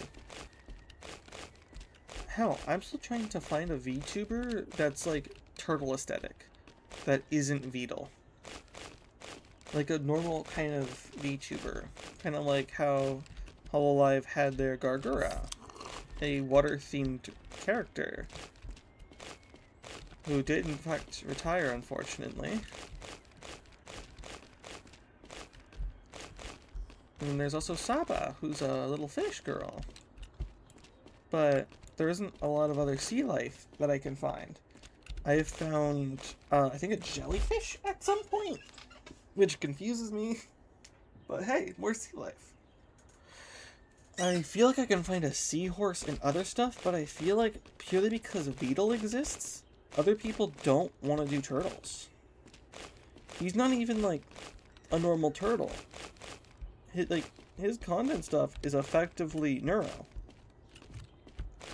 Has like little to nothing to do with him. He just runs the server of Neuro.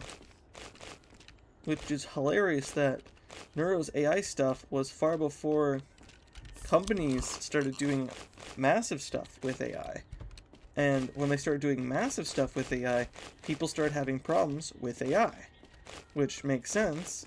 Why would you want an AI to make art for you other than fucking dumbasses? Because what's it called? When people came into my stream and I was more gullible, I fell for a AI scam. I'm calling it an AI scam because this person claimed to be an artist and I paid them like $50 or so for a stream background thing. They proceeded to generate it with AI. I never messaged them back after that, after they gave me the file. Because I noticed how fast it was AI. And then kind of fell for another scam that I'm pretty sure was also AI. I never messaged that person back after they sent me the file as well.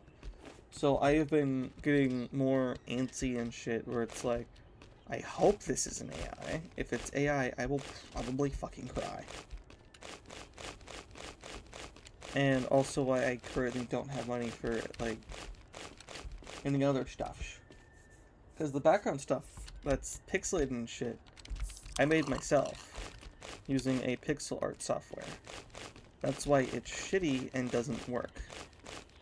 Because I had a service I paid for that was like $30. That was my old background stuff from like last year. And I had a picture of it for part of last year, so it wasn't moving anymore, so it looked kind of off.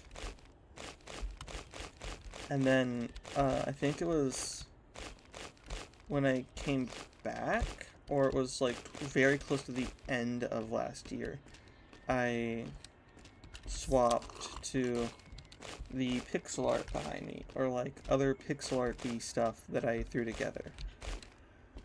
The flags under the thing, I put that together in Google Drawing, so it's extremely not impressive. But it gets the point across that of like where I stand in the LGBTQ. LGBTQ. It's the Alphabet Mafia. Even though I'm technically still closeted from my family, my friends, and most importantly my online friends specifically, know where I am in my mental life.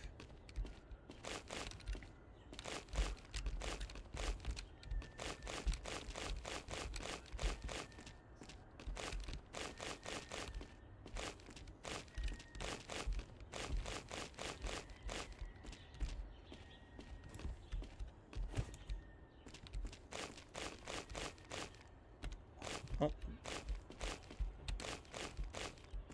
I love having a little bit of lag. It's just fun.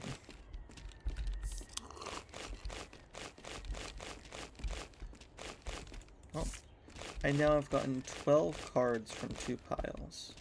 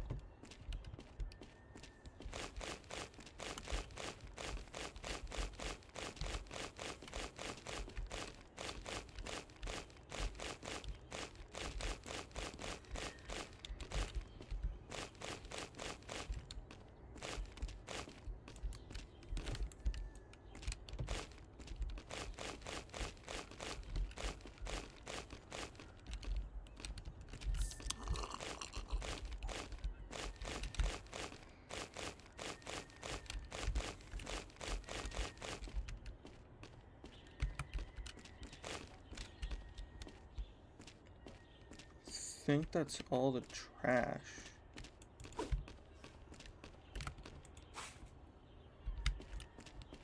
Alright.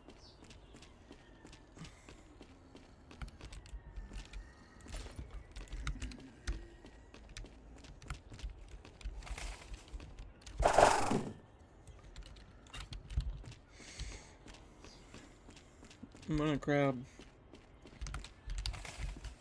all these valuables, which are either references to things or equipment.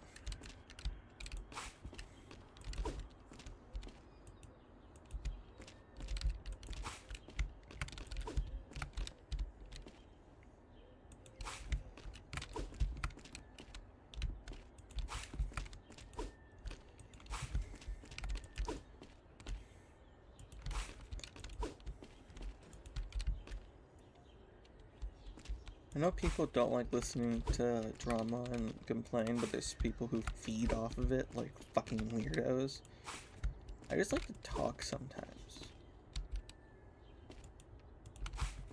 But I also get very off topic very fast. I feel like this is the kind of game that I couldn't sit and talk about random shit more often than not. Because it's just like a kooky little run around, do clean up, and that's it. But it's the kind of calm game that I like. 'Cause it's just... Sure, it might not be progression based like most of the games I fucking love. But it's cozy. Cozy little farming game. Alright, dog. No missing valuables?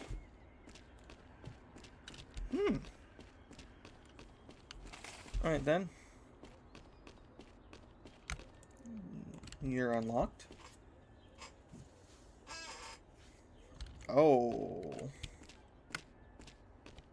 That's big. Alright. I'm gonna go over here, sell that. Clean off the current 12 cards I have.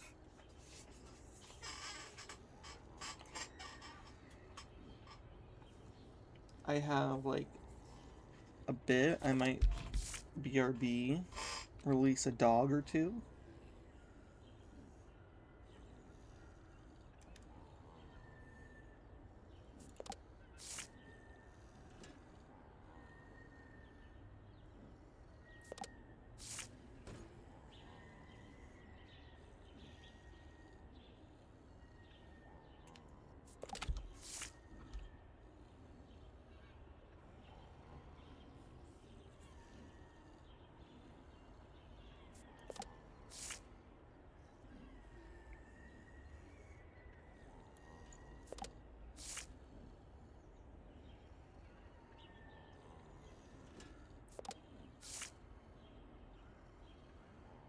This is the second one of this I've gotten. I can sell... Oh, there's Markiplier. I know this guy's existence. There's Septiceye. Oh, there's an achievement. Hello, Mr. Septiceye. Cregget? That's fucking a weird-ass name. XQC. Common. Fucking weirdo. Okay. And if I open my journal... Comments... I'm disappointed that Jack is a common and not a rare, but I can't really complain. Markiplier's a rare, though.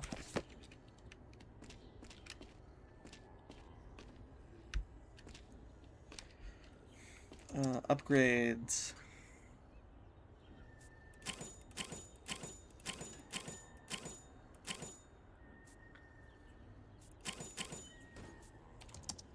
A much bigger bag. And I'm pretty sure if I, like, what, press R? Can I...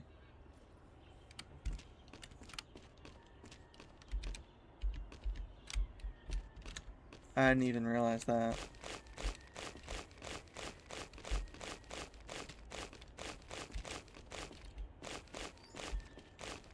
This should be the last pile I do today, though.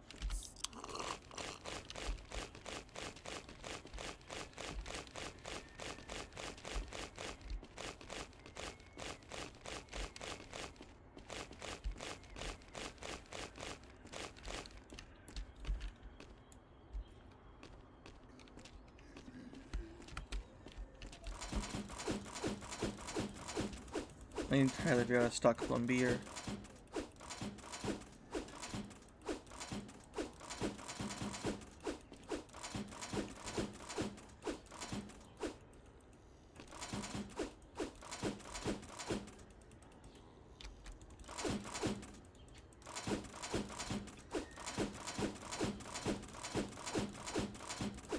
There's a handful of games I'd love to play on stream, but can't. What's it called? That's a scam caller. This just a pile of all of them? It's a pile of everything, isn't it?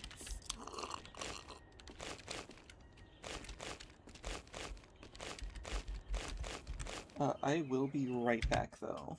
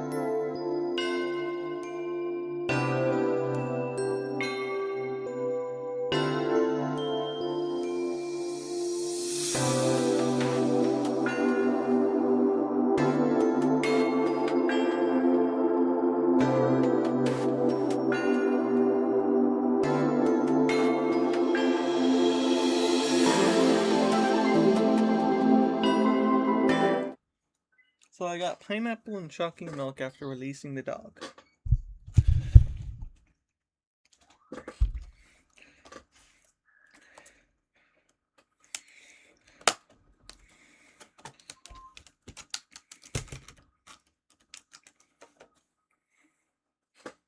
That's the strong smell for pineapple.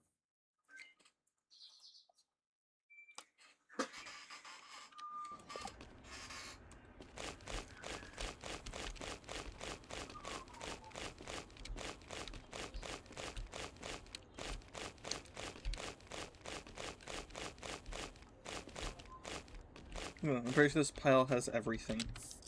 Like all trash types, all of the thingy types.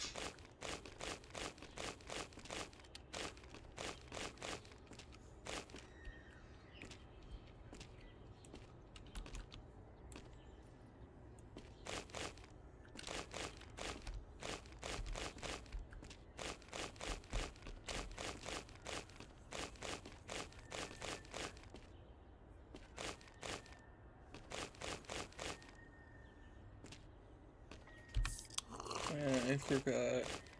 I have too much bag space.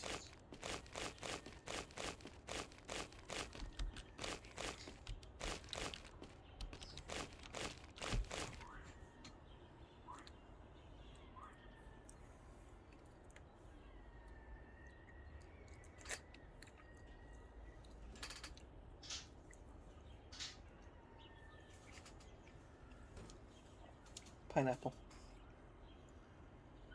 I'm gonna open YouTube, not YouTube, open Roblox on my phone just to see what Chuckle Fucks are doing.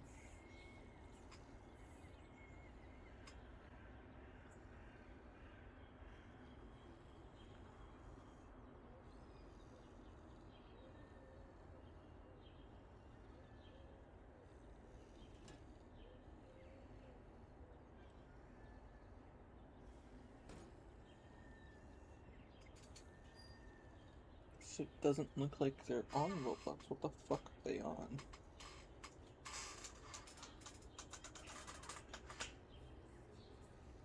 Gamer and Skull are doing something.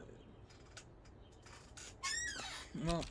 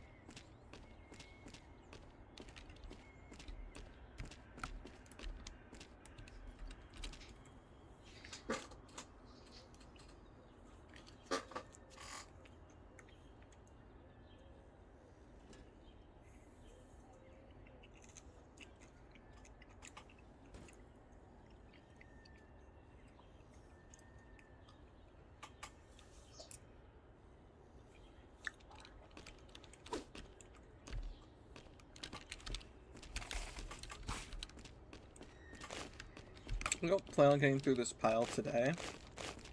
Maybe like half the pile, but I still find it insane that I did 3 normal piles in 2 hours. And the first one took me an hour and a half. All because I started from the bottom.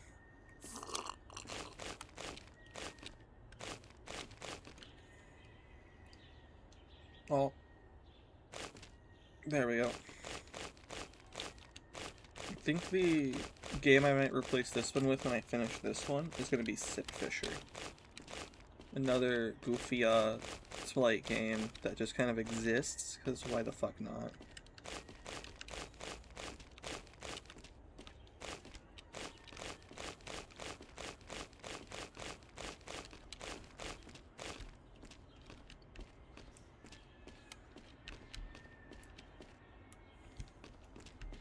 I don't want to treat this like a standard pile. Like, if I do the R thing there and the cart thing here, and just dig into this side.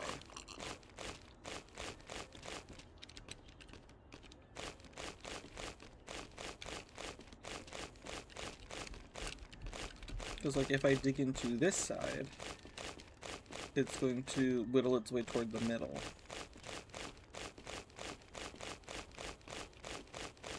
Chances are I space out playing this and forget everything else fucking exists.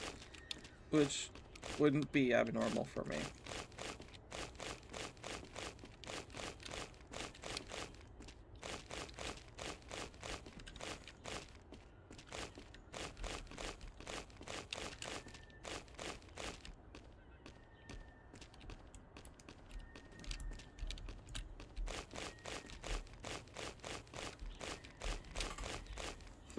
Let me eat another pineapple piece.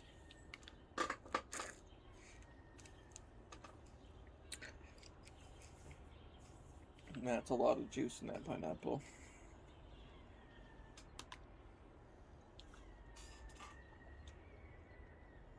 Kinda ruins it.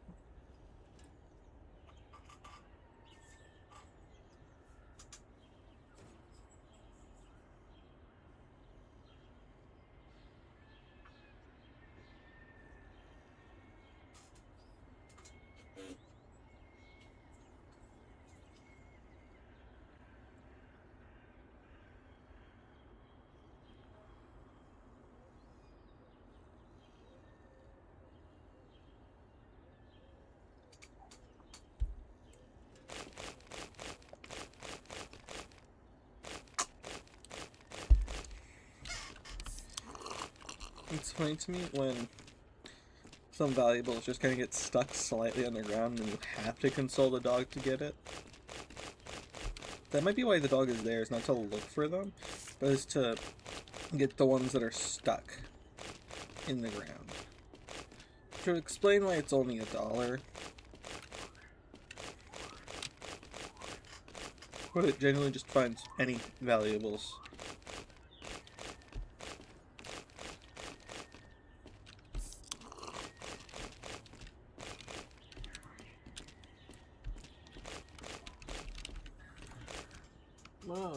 I open Roblox just to kind of stare at it every so often to see if my friends are doing anything interesting.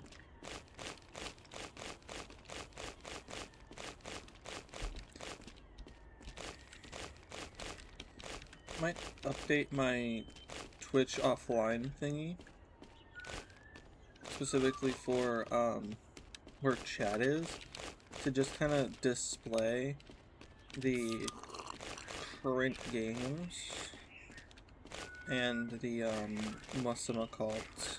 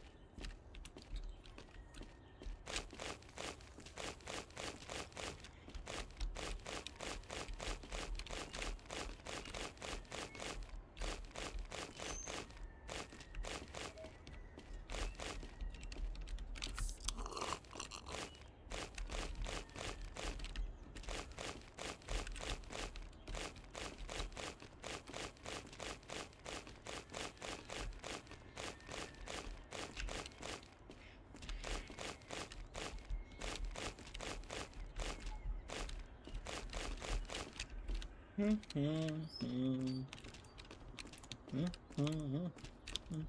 Mm-hmm. Mm-hmm.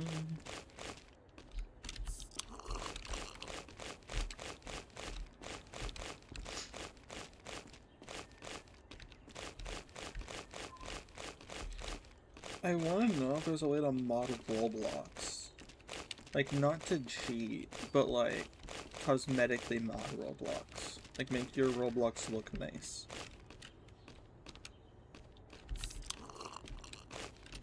Because from my knowledge, there isn't. There's like script cheats. But that's like fucking it. There's like no cosmetic stuffs. That's my second card for this pile.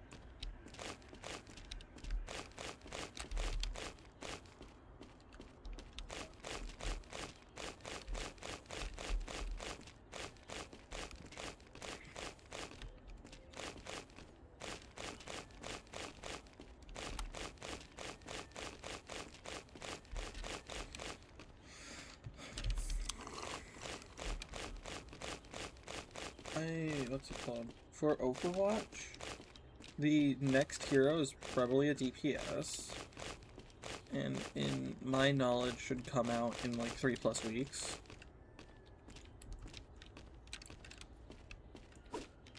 Because that's when next season starts. And on top of that, if the leaks are correct, then we are getting our second Hashimoto character while still only having one freak and no Junker support. I really want a Junker support, so I'm getting like half-assed depressed. I also kind of want a Japanese tank, but we're probably not going to get a Japanese tank. If we do, it's not going to be soon. I think Mama Huang or something, there was like a character people wanted that probably would be a Japanese tank, but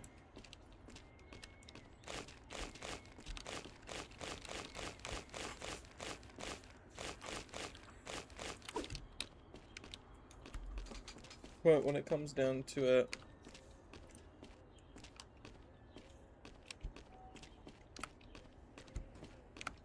...2016 Overwatch was a different story compared to what Overwatch 2 became.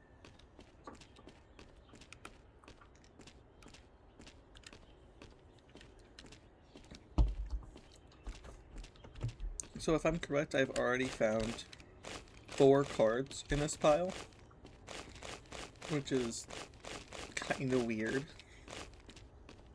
Granted, I did get like 3 from each of the other ones, and this is like the size of like 2.5. Because like it's the same plots as like 2 of the middle part, with it also technically being taller in the middle part, so it should be roughly 2.5. Meaning it should take me roughly 2-ish hours to do total. Meaning this stream will probably be the longest this week at like 4 or so. So I don't think I did a stream longer. Maybe the Stardew one. I may have done a handful for the Stardew.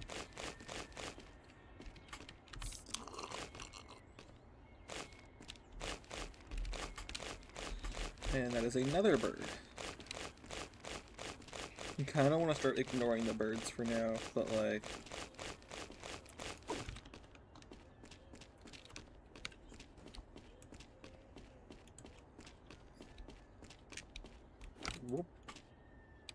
Spanish Imperial Eagle.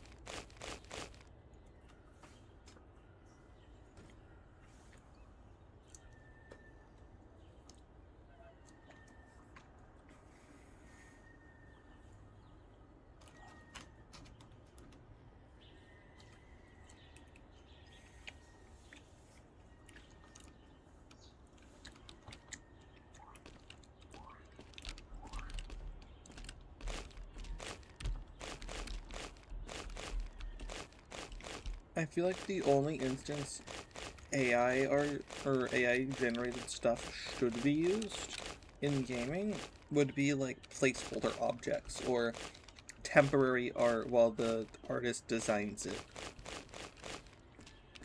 But like not really anything beyond that.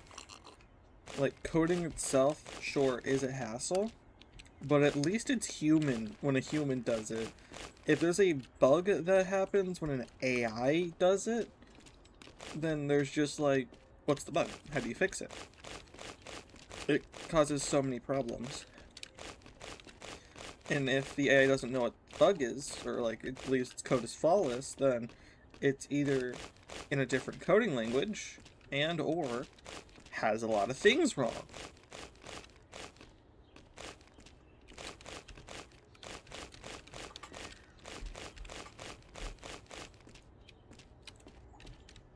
But one of the things I've learned regarding coding is Stardew's mod, like modding stuff, it's not that hard for me to throw something together. The only problem I think I have with it is the more advanced stuff, like building some tile sheets. But the simpler stuff like plants, that's possible. I can do that really easily. If I find something that does tile sheets, places, buildings, and shit like that, I might be able to look at its code and shit, mess with it a little bit, and learn. Because that's how I did for my first modding stuff, even before I took a coding class in high school. I found an OP crop thing. That was a Stardew mod.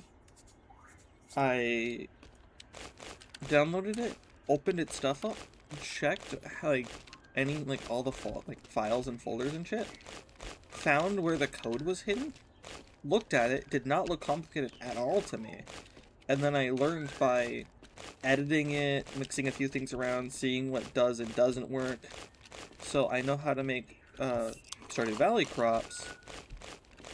If I could learn how to make my own farm in Stardew, like my own farm type, then I would fucking make my own farm type. That would be small and difficult.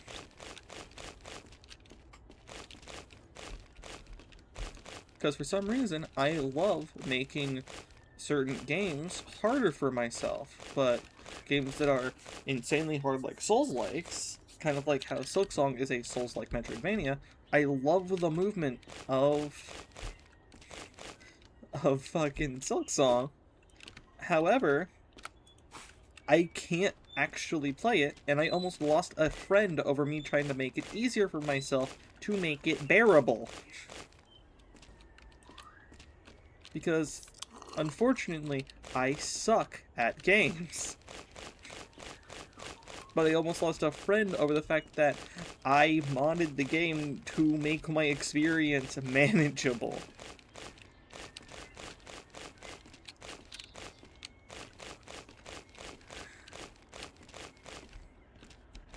Hell, after this, I'm probably gonna go through each of my streams in order.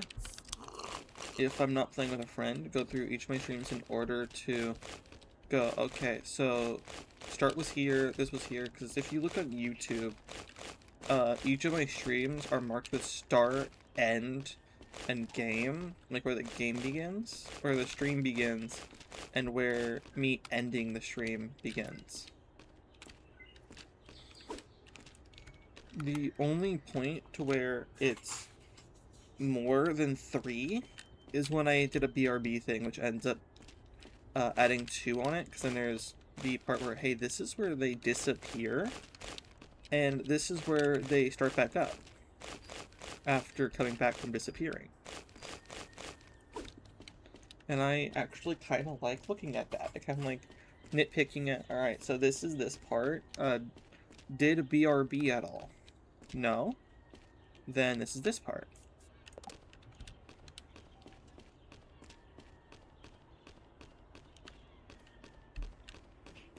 If they did BRB, then oh, this is this part with this like this.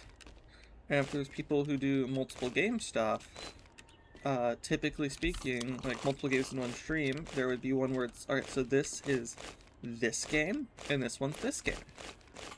And if I go back to the other one, this is marked here. I did that when I was doing when I joined Sleepy SMP in, Peak, where when I was streaming it afterwards, on YouTube, the stream wasn't connected to YouTube at the time, because I didn't know how to do multi-streaming until this year. I didn't multi-stream until this year. So, when it was happening, the VOD on YouTube specifically has a point where I was playing Minecraft first, swapped to Peak, and then swapped back to Minecraft after the one round of Peak with handful of people, which was my first instance of playing Peak, funny enough, and I ended up in a death loop for a bit.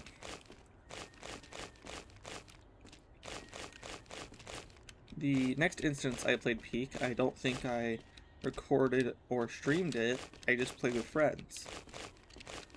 And it was all because, I think my cousin had a copy of Peak. He was either that or my brother. But they're the reason I was able to play Peak with the peoples at CPS. That reminds me, I need to check if CPSMP is up at all. Because if it is, then I'll be swapping out a game for Minecraft again. Hell, if I complete this game or Slime Rancher, I'll probably replace it with Minecraft if Sleepy SMP's back.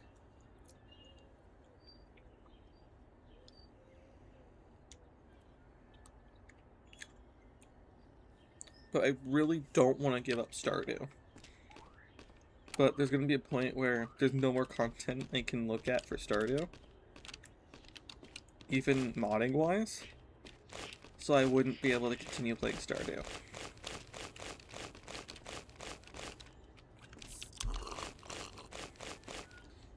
If at all I get to a point where I basically have everything set up to be a different VTuber, I might try reaching out to a handful of corporations to be like, hey, so I have all this stuff for VTubing. The only problem I have is I can't put myself out there. So if you want someone to just kind of exist and you take like 75% of profits or something, at the caveat as this person probably won't be streaming 100% of the time, then by all means, go ahead. Because if I have like everything set up for streaming stuff, I just don't have the ability to put myself out there. I could just vanish, be a different VTuber for a corporation, where they basically have more than what their normal talents would be providing them money-wise, in the sense of percentage. So I feel like that'd be fun. Well, not fun for most people, but I just want to be able to share thoughts and experiences through people and other things.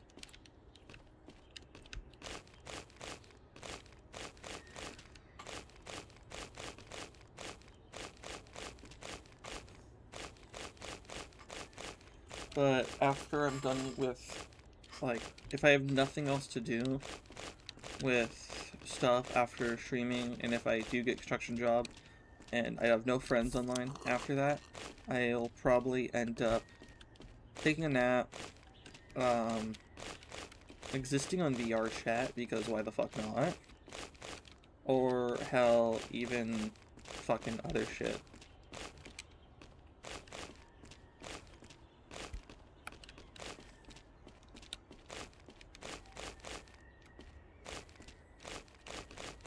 Because, if I'm not taking a nap and I'm not on VR chat and I have time with no friends around, I'll probably sit, listen to YouTube while modding and or learning code. If I'm modding, it's most likely Stardew modding, unless there's other games that have similar modding to Stardew, in which I will be all over that. Hell, I might try to look into how repo modding works, to see if I can set up repo modding tools. Because the only way I know how to mod repo is through Thunderstore, and if there's a way I can just remove Thunderstore from the equation and figure out how to do modding through a different thing, then I'll probably figure out how to actually make my own repo mod, which would allow me to do stupid shit with friends in repo using custom mods. Because there's some things that don't exist in some places. Like, one of the things I kinda have a problem with in at least Stardew modding is, sure, I understand that it's its own thing, but I've seen many places include Undertale and, like, fucking FNAF mod stuff. I could only find, like, 1 to 2 FNAF mods for Stardew, and none for Undertale. And it makes me kinda sad.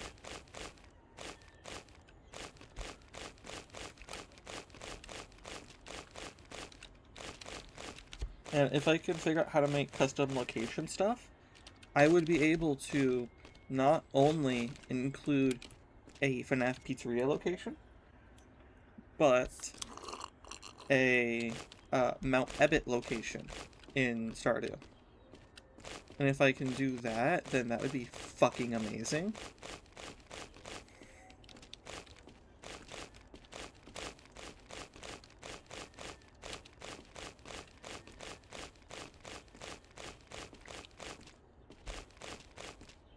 Because I would also like to do quest stuff regarding Stardew.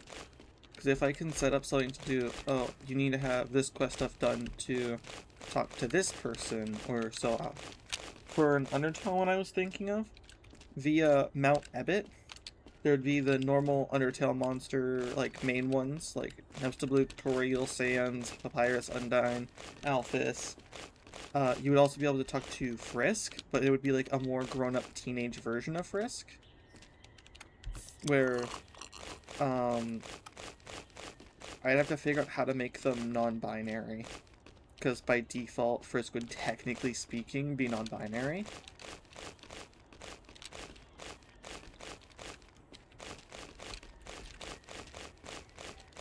But I could also try to find a way to give the player the option to set Frisk to be male or female.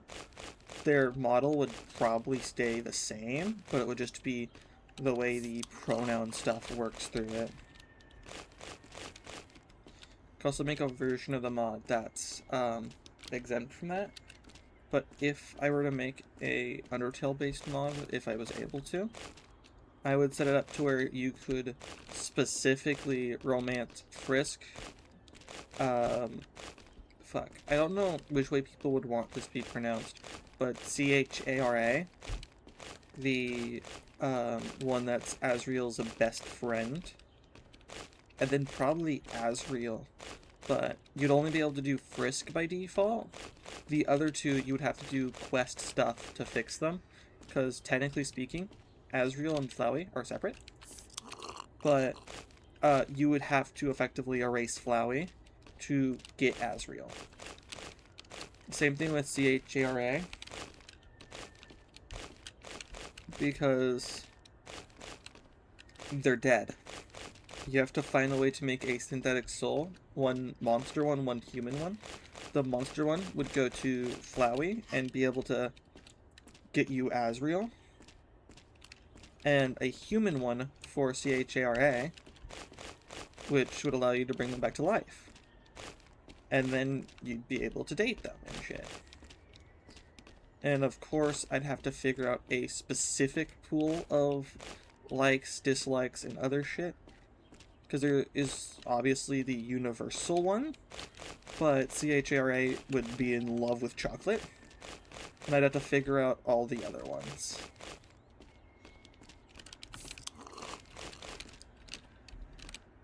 I don't want to give access to any more monsters outside of Asriel, considering, technically speaking, Papyrus is already shipped with other people.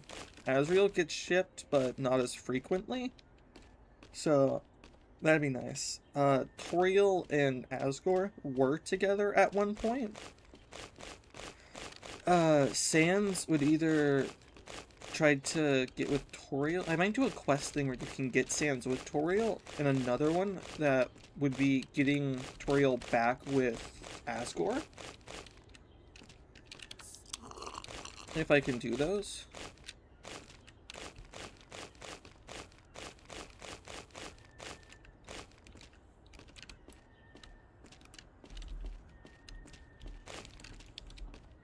But the main downside for the Undertale stuff would be the sheer fact that you wouldn't be able to do standard farming for a bit if you fall into the underground. Because you'd have to not only find a way out, but if you were to die in the underground, you would end up back at Toriel's house, is how I would want to set.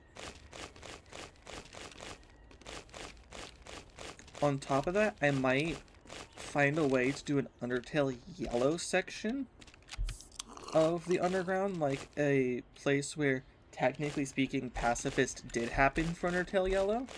However, it was a modified one to where they don't have the Justice Soul. Like, the monsters don't have the Justice Soul, it's just, Clover's been living with the monsters, as well as how Frisk has been living with the monsters. It's just Clover is in the other part of the underground that Frisk is not. But then, if I were to do that, Clover would also be a dateable. But all 3 humans would be gender neutral by default, with settable gender, if I could do that. If not, then it would just be 3 gender neutral love interests with a male monster love interest, which I find fucking hilarious. Because, technically speaking, there is more art of the humans seeing one gender over the other, but they are gender neutral in their own respective games.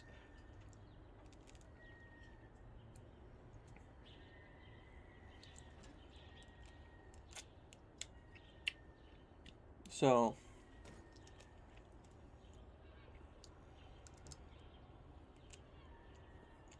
yeah.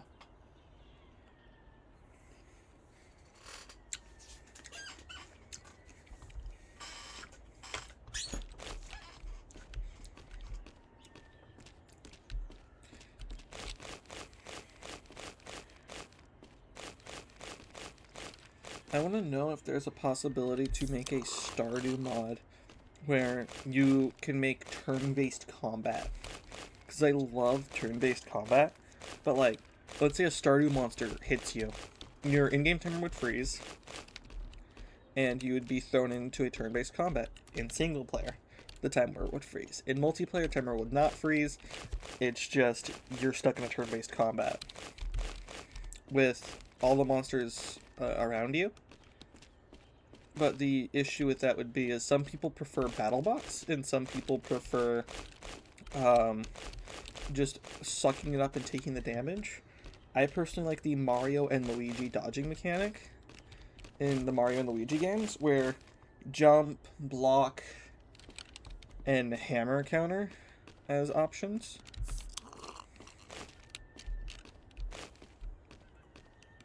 But that's just me.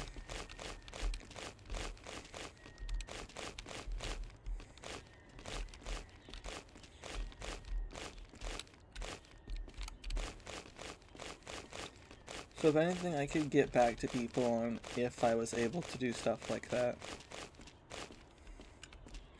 Because the making plants isn't actually that difficult for me.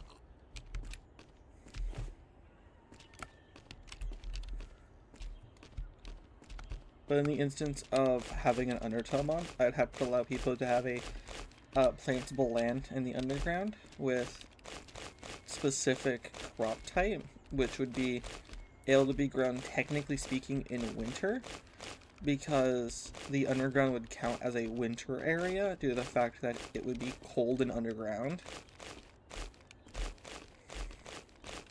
No matter what season it is, it would technically count as a all-winter area.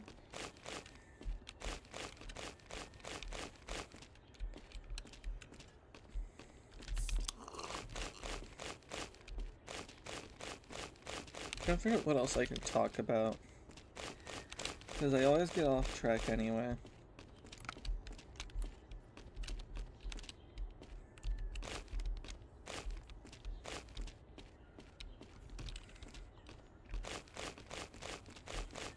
I'm gonna run out of beer.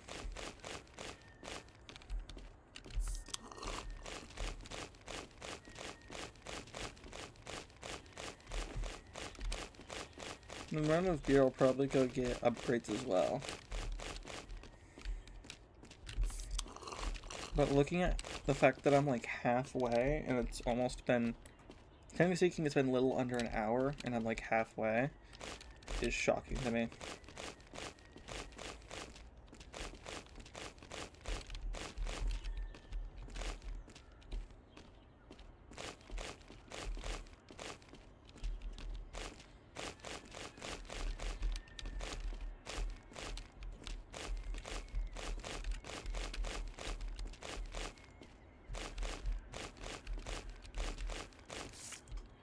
That's card number 6, and I'm only halfway.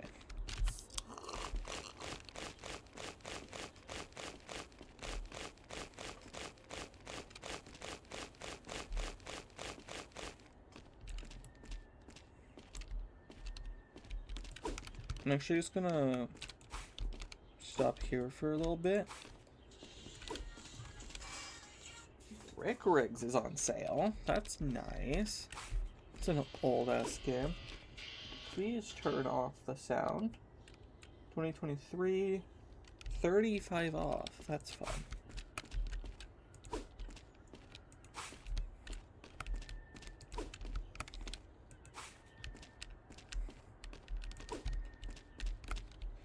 It very much annoys me when I'm scrolling shorts to see a YouTube short stream that has like 1,000 viewers and they're doing like the most boring shit ever.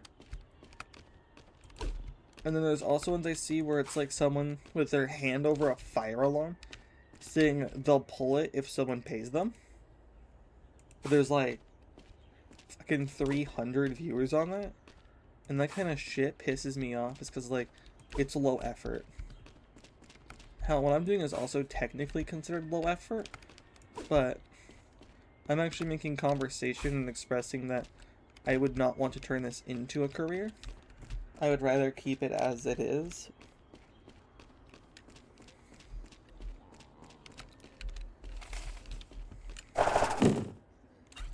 I'm not trying to trick people into paying for, like, nothing to fucking happen, effectively.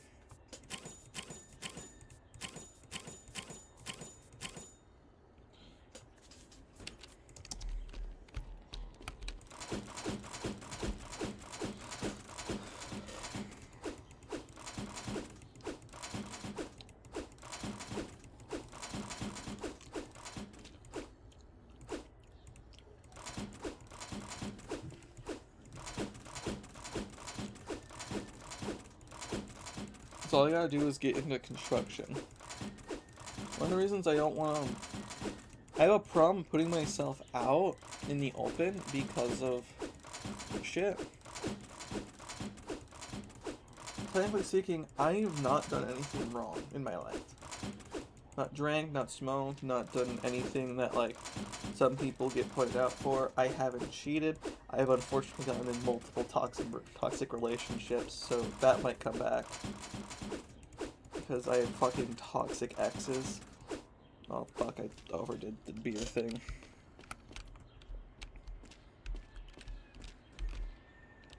Wrong button. But, like, that'd be the only problem that arises is my toxic exes, like my toxic online exes. Because one hid information from me, as well as sided with a very toxic person while we were in a relationship.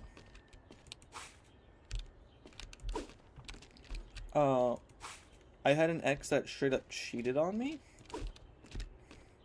That was fun. And that same ex, I wanted to give the benefit of the doubt at the time. They broke up with me saying that they weren't prepared for a long-term relationship at the time. Turn around and married to someone else on VR chat literally 24 hours later. I cut contact with that person. One of my exes, which I think, for like, out of all the toxic exes, there's a specific one that was least toxic, but one of the weirdest interactions I've had. Which was the only instance I dated a female.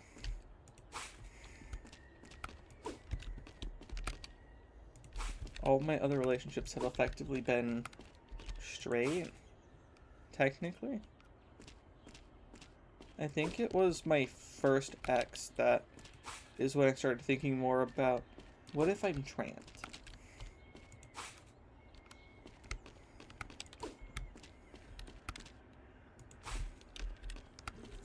But it wasn't till, I mean, that was like the only ex I had that kind of questioning with. Besides that, after that, I realized I was, and they kept a lot of information from me. I kind of wish they didn't do that. My second ex that I can remember from farthest back was technically, I want to say 2 years younger than I was, roughly. And that one had adopted somebody on VR chat who was like 5 years older than them, who would also very much not listen to fucking anyone. And then that ex blamed somebody who was meant to be watching them, and that person was like, I want to say much older than the one that was adopted by someone who was younger. And then my ex, the one that was like 2 years old, like younger than I was, proceeded to blame the one that was older for the sheer fact that they, quote, lost the person in a, like, specific map thing when they were actively telling them not to go certain directions. Like, the older person was telling the adopted one to go specific directions, and that's when I learned I don't want to date anybody who, technically speaking, has adopted someone older than them in VR chat. And then later on, what's it called? I dated someone who, technically speaking, I think my third ex was the one that I had the effective stab in the fucking heart. That was the turnaround, got virtually married to someone else literally 24 hours after, or within 24 hours after breaking up with me, after saying they didn't want a long-term relationship.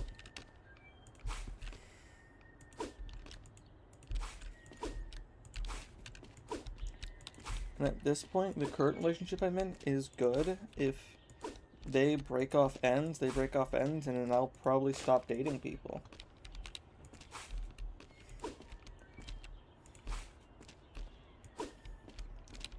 That's just how it's probably gonna end up.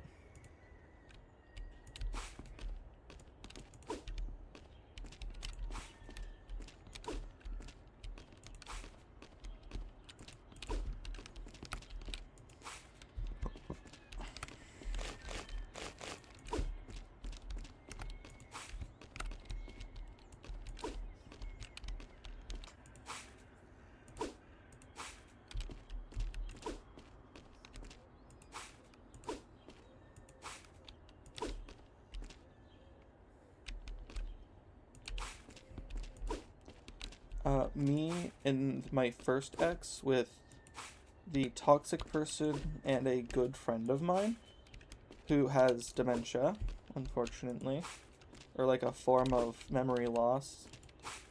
We're going to be a part of like you're going to do like group stuff together in content creation. But then things happened and technically grew apart. I still really want to talk to that good friend of mine who technically has memory loss, like a form of memory loss, but the main problem with that is I don't think they remember who I am. Like, we're still friends on Steam and VR chat, but I don't think they remember who I am. Like, I don't think they remember anything about me, like, not even that we were friends. Which makes me sad.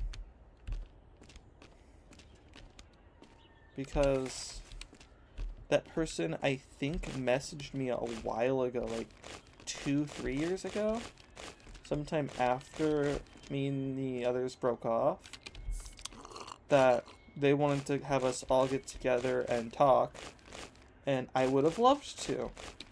That first ex of mine entered my Discord server that I was hanging out with friends in, and then immediately started dumping stuff in general after no one has informed me that the venting channel was broken. And they were aggressively going after me, incentivizing that I was pretending to be something I wasn't, essentially, if I'm recalling that correctly. Which kind of hurt. And then they proceeded to add their alt accounts to the server to continue going after I banned their first one. And it wasn't until I banned all 3 that I haven't heard from them again.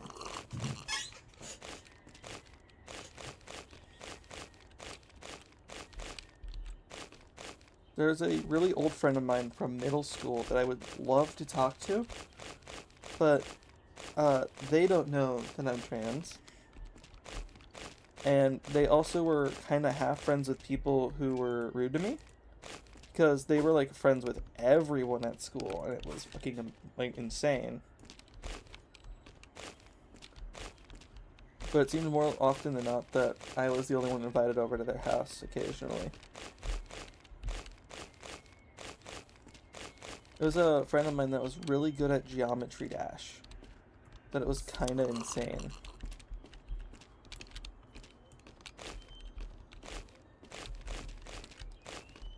And the thing is the only last instance I saw of their messages was in a group chat with me, them, and my first ex, which I don't remember that group chat existing, but apparently I made it. So when I went back on to VR chat, which I had my old account connected to my headset still, I opened Discord to see flooded messages from my ex in that group chat that was like saying that they know I'm online and I can read their messages, even though I had them blocked on both accounts and banned from that Discord server.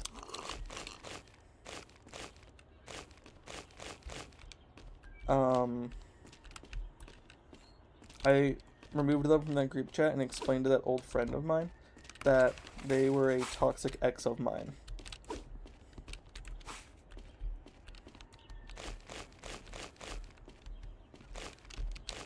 So that was fun. I don't think of anything else I could be talking about besides starter modding and exes. Because all that's like been on my mind is drama after drama, because the world's full of shit right now. When it comes to people, Karens still exist, so customer service workers have it tough. The more paying jobs involve risk, like for surgeons, you're dealing with possible murder if you fuck up. Doctors could be fired or like have their license revoked for malpractice if you screw up a little bit. And worst part is some of these people are using AI to pass their fucking classes.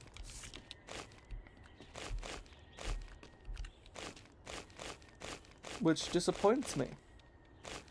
Because, like, think about it. Think about you getting in a room with a doctor that, statistically, 50% of doctors, like, let's say in the future, 50% of doctors used AI to get into medical school and to pass medical school. You probably wouldn't trust going to a hospital anymore. Because statistically speaking, half of those doctors would probably be people who used AI to pass their classes. So, you wouldn't trust them.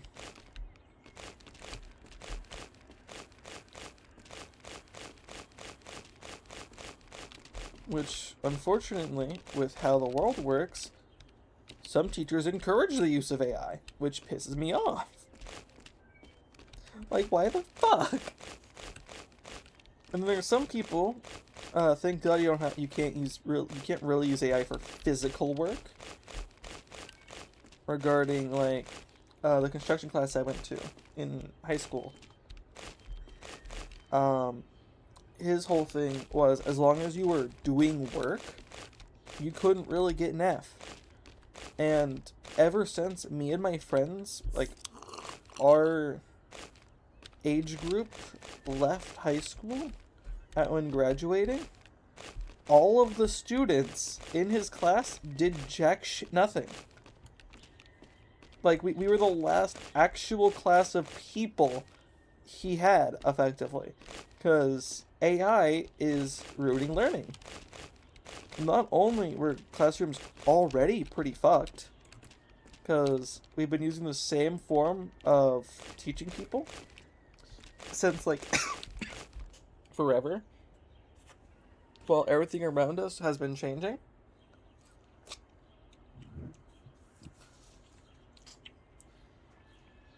That it sickens me that we have AI being used in classrooms, not only by students, but even by some teachers who aren't taking time to grade work.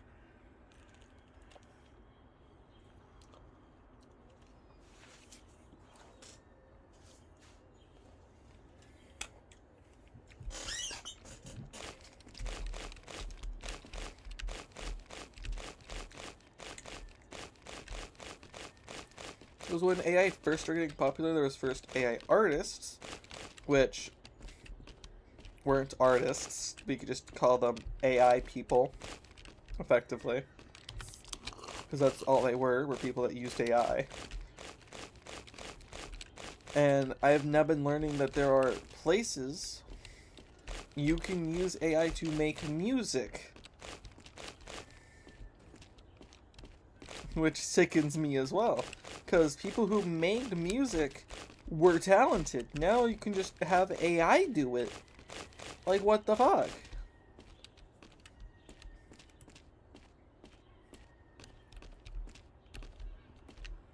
The only reason I mainly miss the old internet is we didn't have AI everywhere.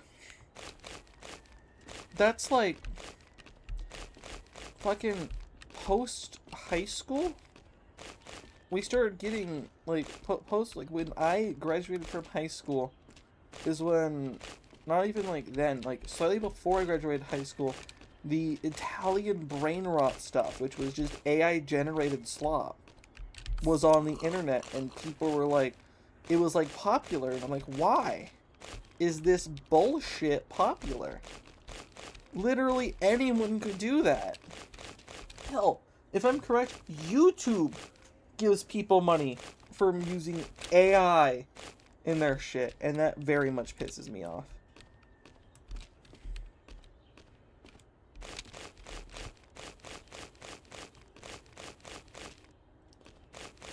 What other random shit can I talk about? Because why would anyone ever tap into a game like this?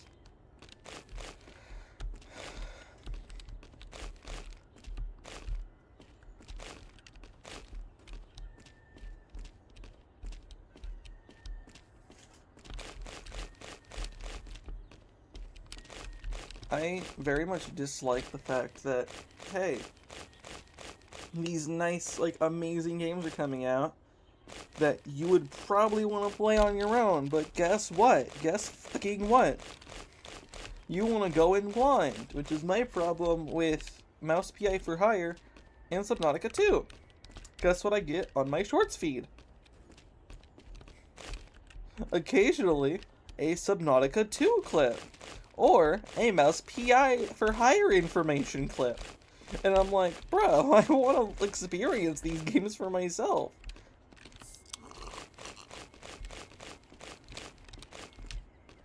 Like, what the fuck? Just because I'm interested in the game and it's popular doesn't mean you need to start throwing it at me. Hell, I normally, like, when I got Secret of the Mimic, I wanted to go in blind.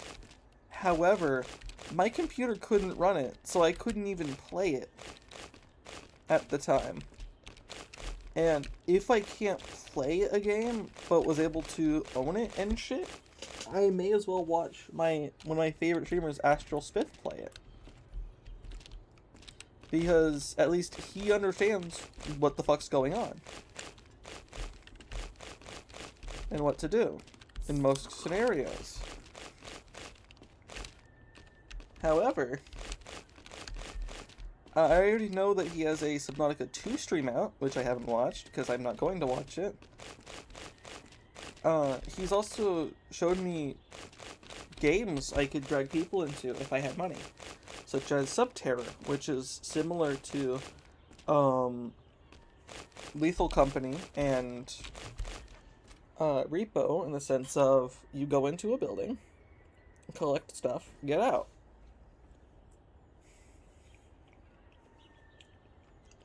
The reason I like looking at Subterra over Lethal would be the fact that it has shittier graphics, and that's funny to me.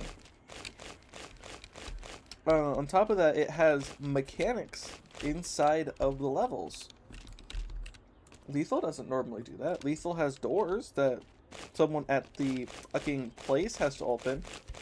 For Subterra, sure, there are doors that you have to open. You have to use puzzle code stuff to open them. On top of that, you can get stuff like cameras and do quests, as well as get a crowbar, knock off a vent to send stuff to the front part of the building, or use the crowbar to get paintings off the walls to take.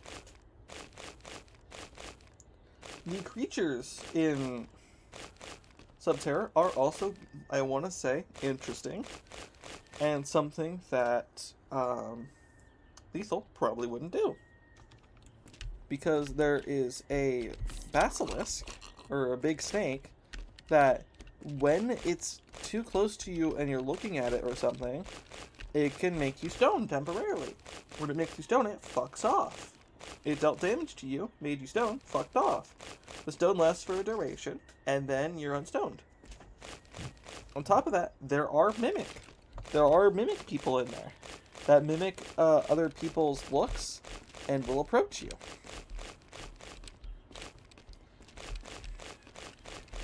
And it is called a diver mimic because it's called Subterra because you're in a submarine. It's called a diver mimic because it's mimicking a submarine diver.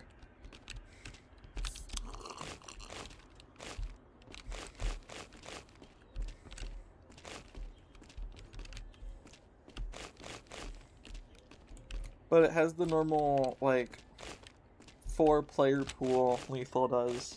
And it's like the sad thing for me. It's like, oh, there's not a lot of players you can bring in with you.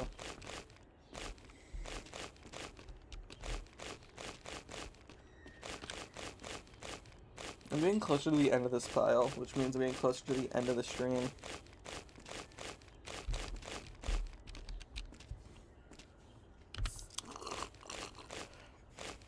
meaning I can probably stop talking, but it's amazing that I've gotten 9 cards from this one big ass pile. I mean, it makes sense. I got, what, 3 each from the smaller piles? No. Well, maybe? I don't remember anymore.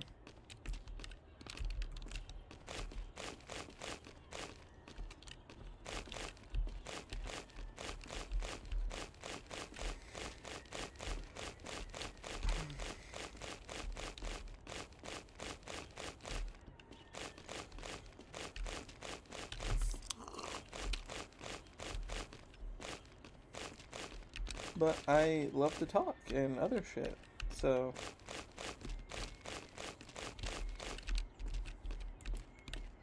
If I was able to set up, like, another VTubing persona thingy, and if I went MIA for it, just so I could, like, throw out ideas and showing things, that would be amazing. I would fucking love that.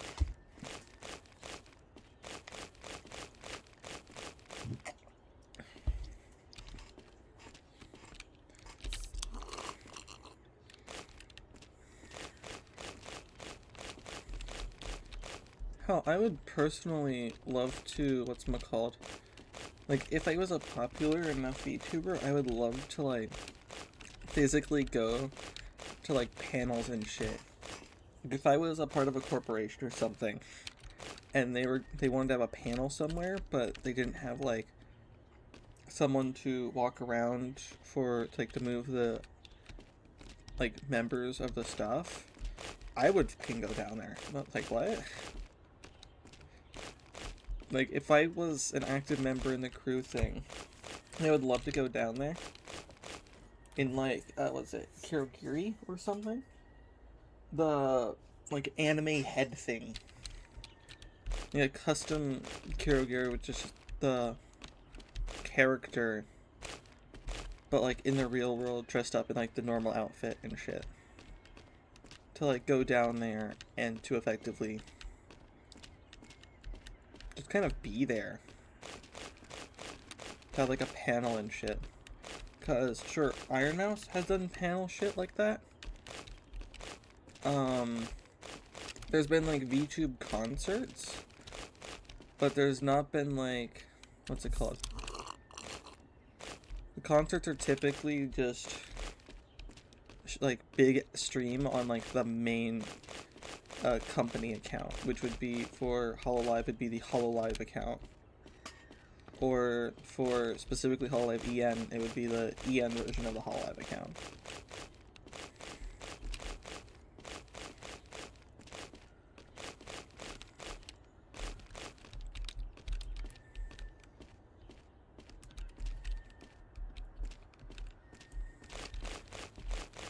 If I remember correctly, cloning is illegal in the US, but I don't know where else it's illegal.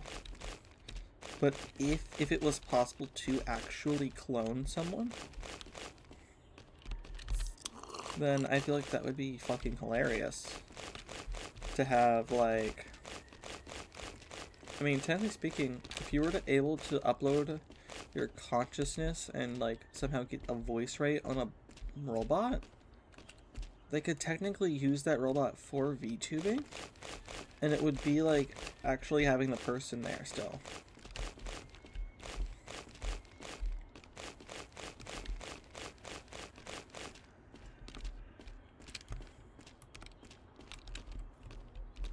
That'd be going a little too far for now, but back when, like, AI wasn't the slop stuff, but like a fucking developing program, like back when it was basically just Neuro was the peak of AI. Like, Neuro's existence.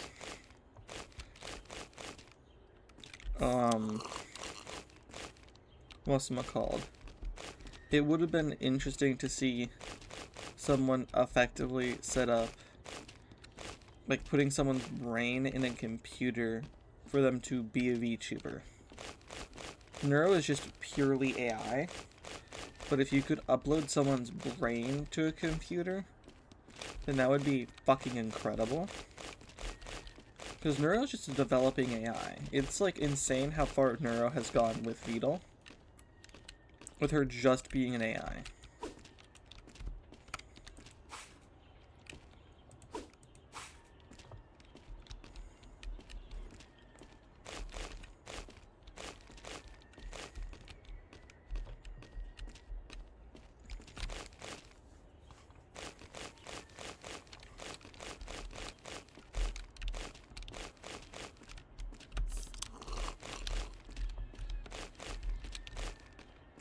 I can't think of anything else I can talk about.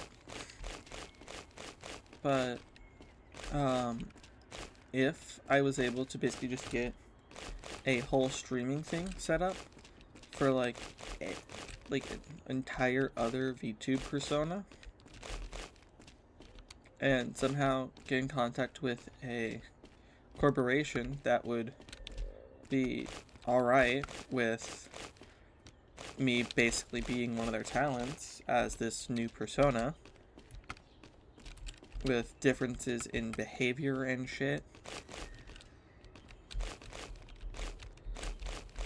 with them not having to make the model themselves, then all they have to do is just the publicity part.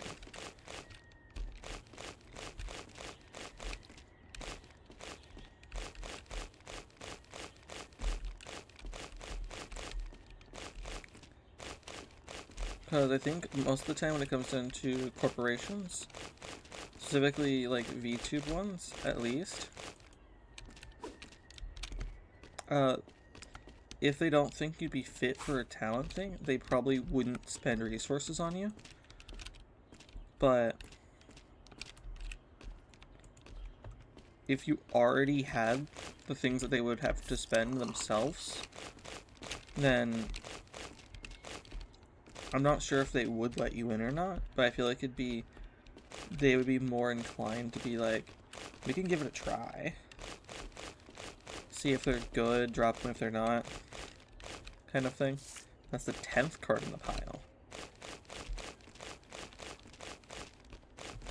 I feel like if Gamer ever rewatches or watches this stream at all, he would question my sanity. Yell at me for being wrong about the whole incremental versus tycoon thing. And just question what the fuck I'm doing. Because that's normally how it'd probably go.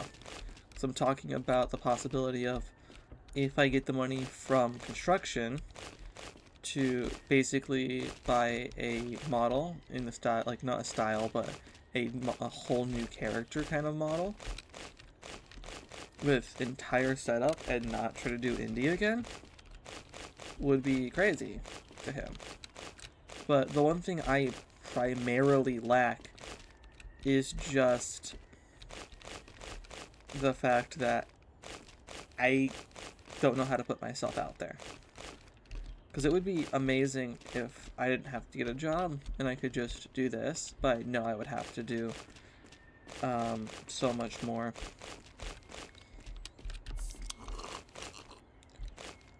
Queso didn't follow the standard formula and still doesn't follow the standard content creator formula. Because a lot of the ones are like, let's get celebrities on the thing, let's do this and that. There's only been one instance Queso has left his house for any form of kind of collab thing. And that was with a specific guy that I think he was already like familiar with and friends with. But he ghosted Mr. Beast, which I not only find hilarious, but Mr. Beast kind of needed to be ghosted. Because, sure, Mr. Beast's earlier videos were like him doing something kind of crazy and getting views for it. He's now doing, let's put all of these people in this kind of scenario, and it feels extremely scripted. Because any sensible person would be like, Alright. Hell, someone got ridiculed for being an actual person. But they were like that they didn't care when they were getting like yapped at by like the people. It's like he was $1 million richer.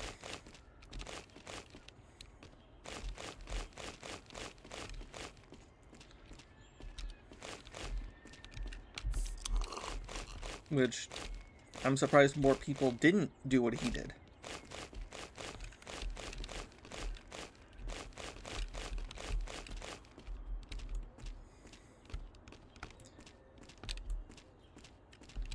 But when it comes down to it, I feel like Mr. Beast is arrogant.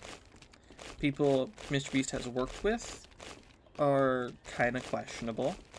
Because I'm pretty sure last I checked, he worked with Logan Paul and KSI. Which, personally, I would have to agree with Dan TDM. Why are newer content creators selling food and shit? When old content creators, it was like merch to support them and shit.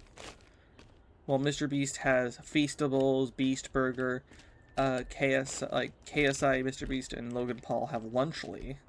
I think Logan and KSI did Prime, like a drink named Prime, which, what the fuck?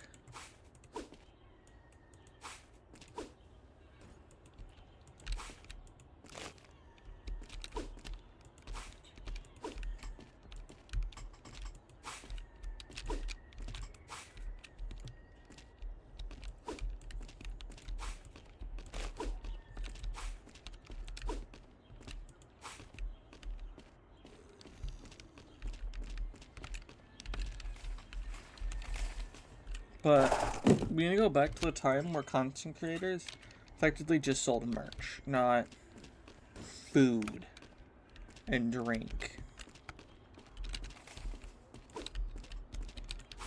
Because merch is merch. Food and drink are not merch, they're product.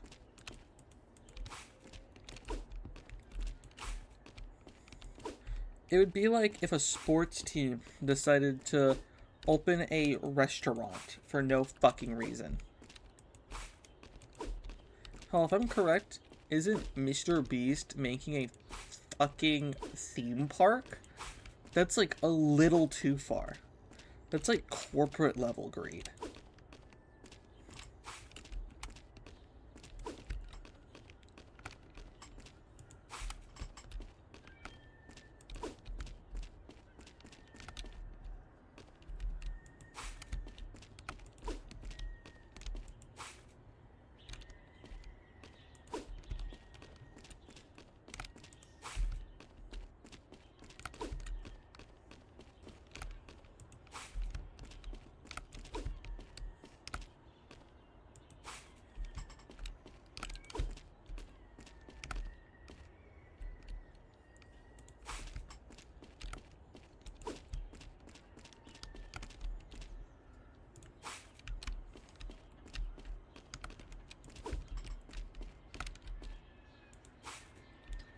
If I feel like the only way I'd be able to convince a corporation to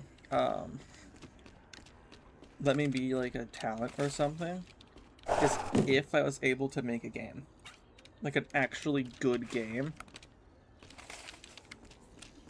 And like one of the caveats would probably end up being that if I made a game, I would have to like all the other people, at least in the generation, like the VTube generation I would be in, would have to have at least play tested it, which I would have been fine with.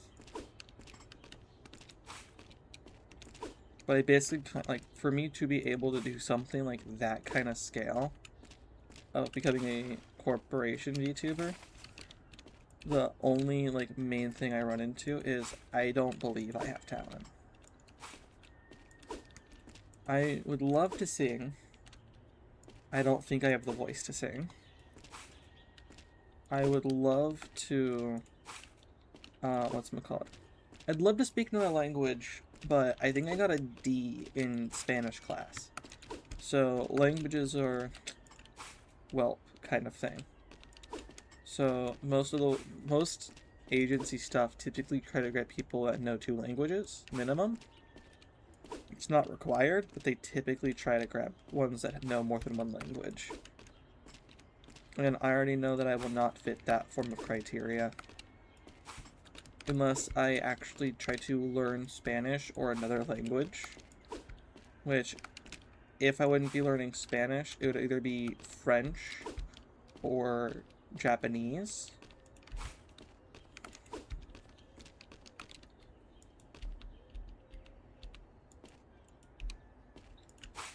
Which would be alright.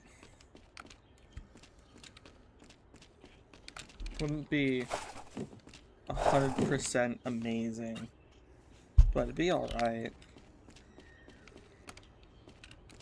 But for me to be able to learn any of that, I'd have to put a lot of effort into learning a language and then remembering it.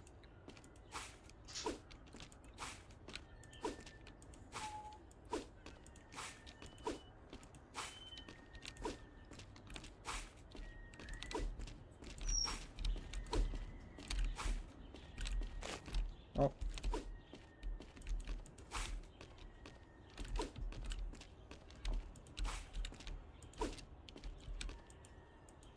I'm getting closer to where I'm gonna end the stream. Because, well, there isn't a lot of place I can do. I really want to, like, there's a game I love that I played, which is a part of the Mario and Luigi franchise, but it's the only game in the Mario and Luigi franchise I played because I don't have the resources to play the other ones. And it was Brothership. I loved Brothership because I like those type of turn-based RPGs where it's duo attacks and shit. There was times where it was difficult, but the game itself, amazing.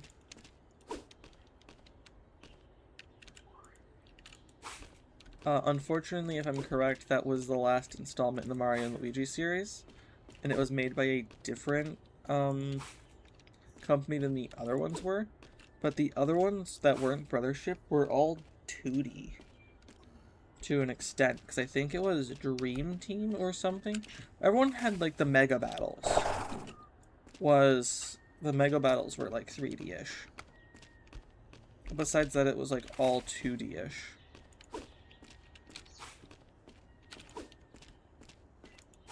It was kind of like 2.5D technically for the normal areas, and the Mega Battles was 3D-ish because everything was scaled to an extent where it could look 3D.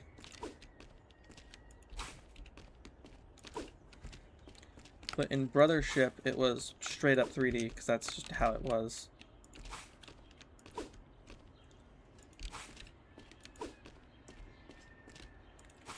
I still haven't gotten around to completing the second Mario plus Rabbids game. I've completed Kingdom Battle. I've not really touched the Sparks. I never really got back into that.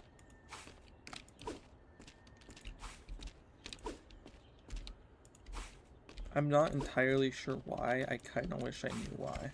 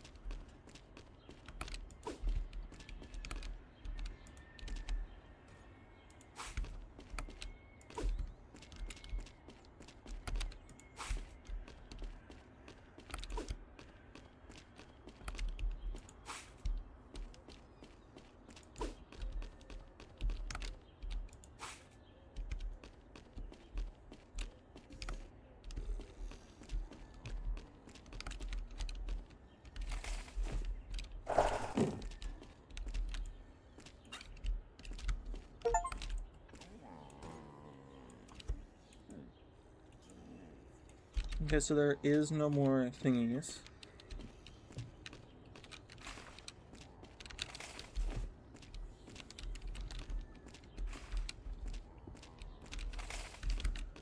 Okay.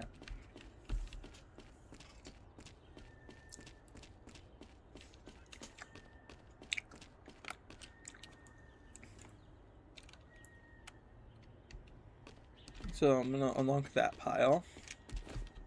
And behind it, there are 2 more piles and then the big pile.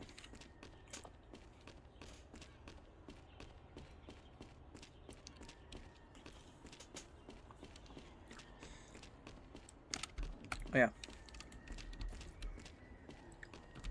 So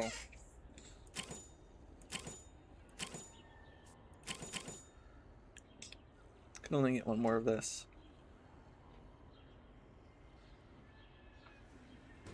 Increase the power. Spend the rest on beer.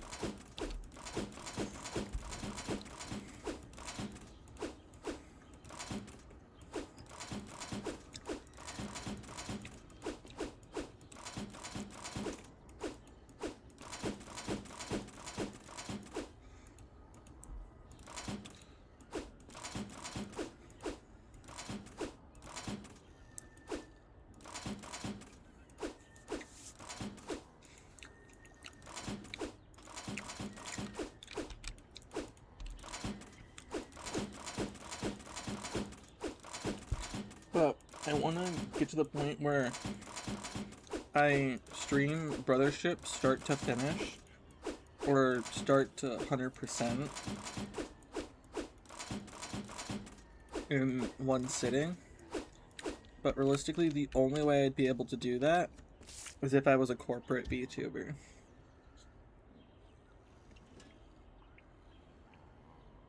Because the game features like 2.5 days worth of content.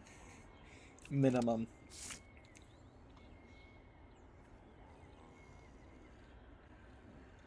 So in 1 sitting, minus bathroom breaks and shit, the duration would be like, what am I call it?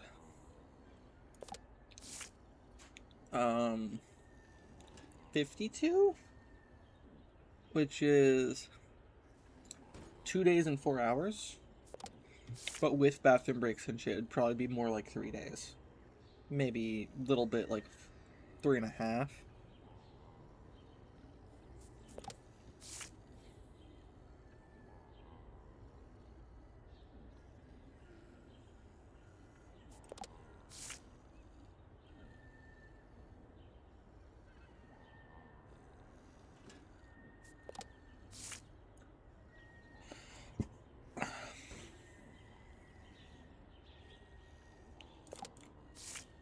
But for retrospect, if anyone sees this and they see a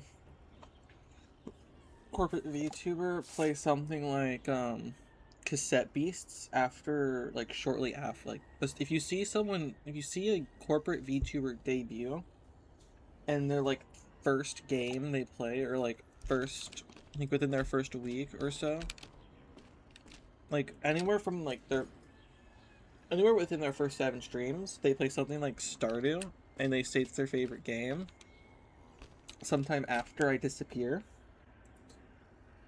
they're in a corporation, you can probably assume that it would be me.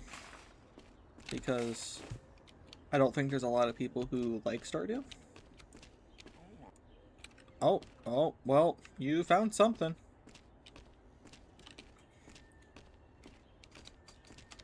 Oh wait, fuck, I just remembered I already got the new pile.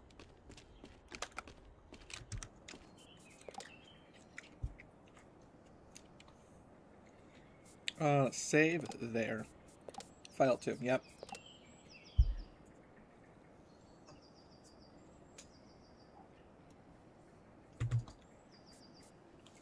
Is that right? Yeah, that's right. I'll see you around. But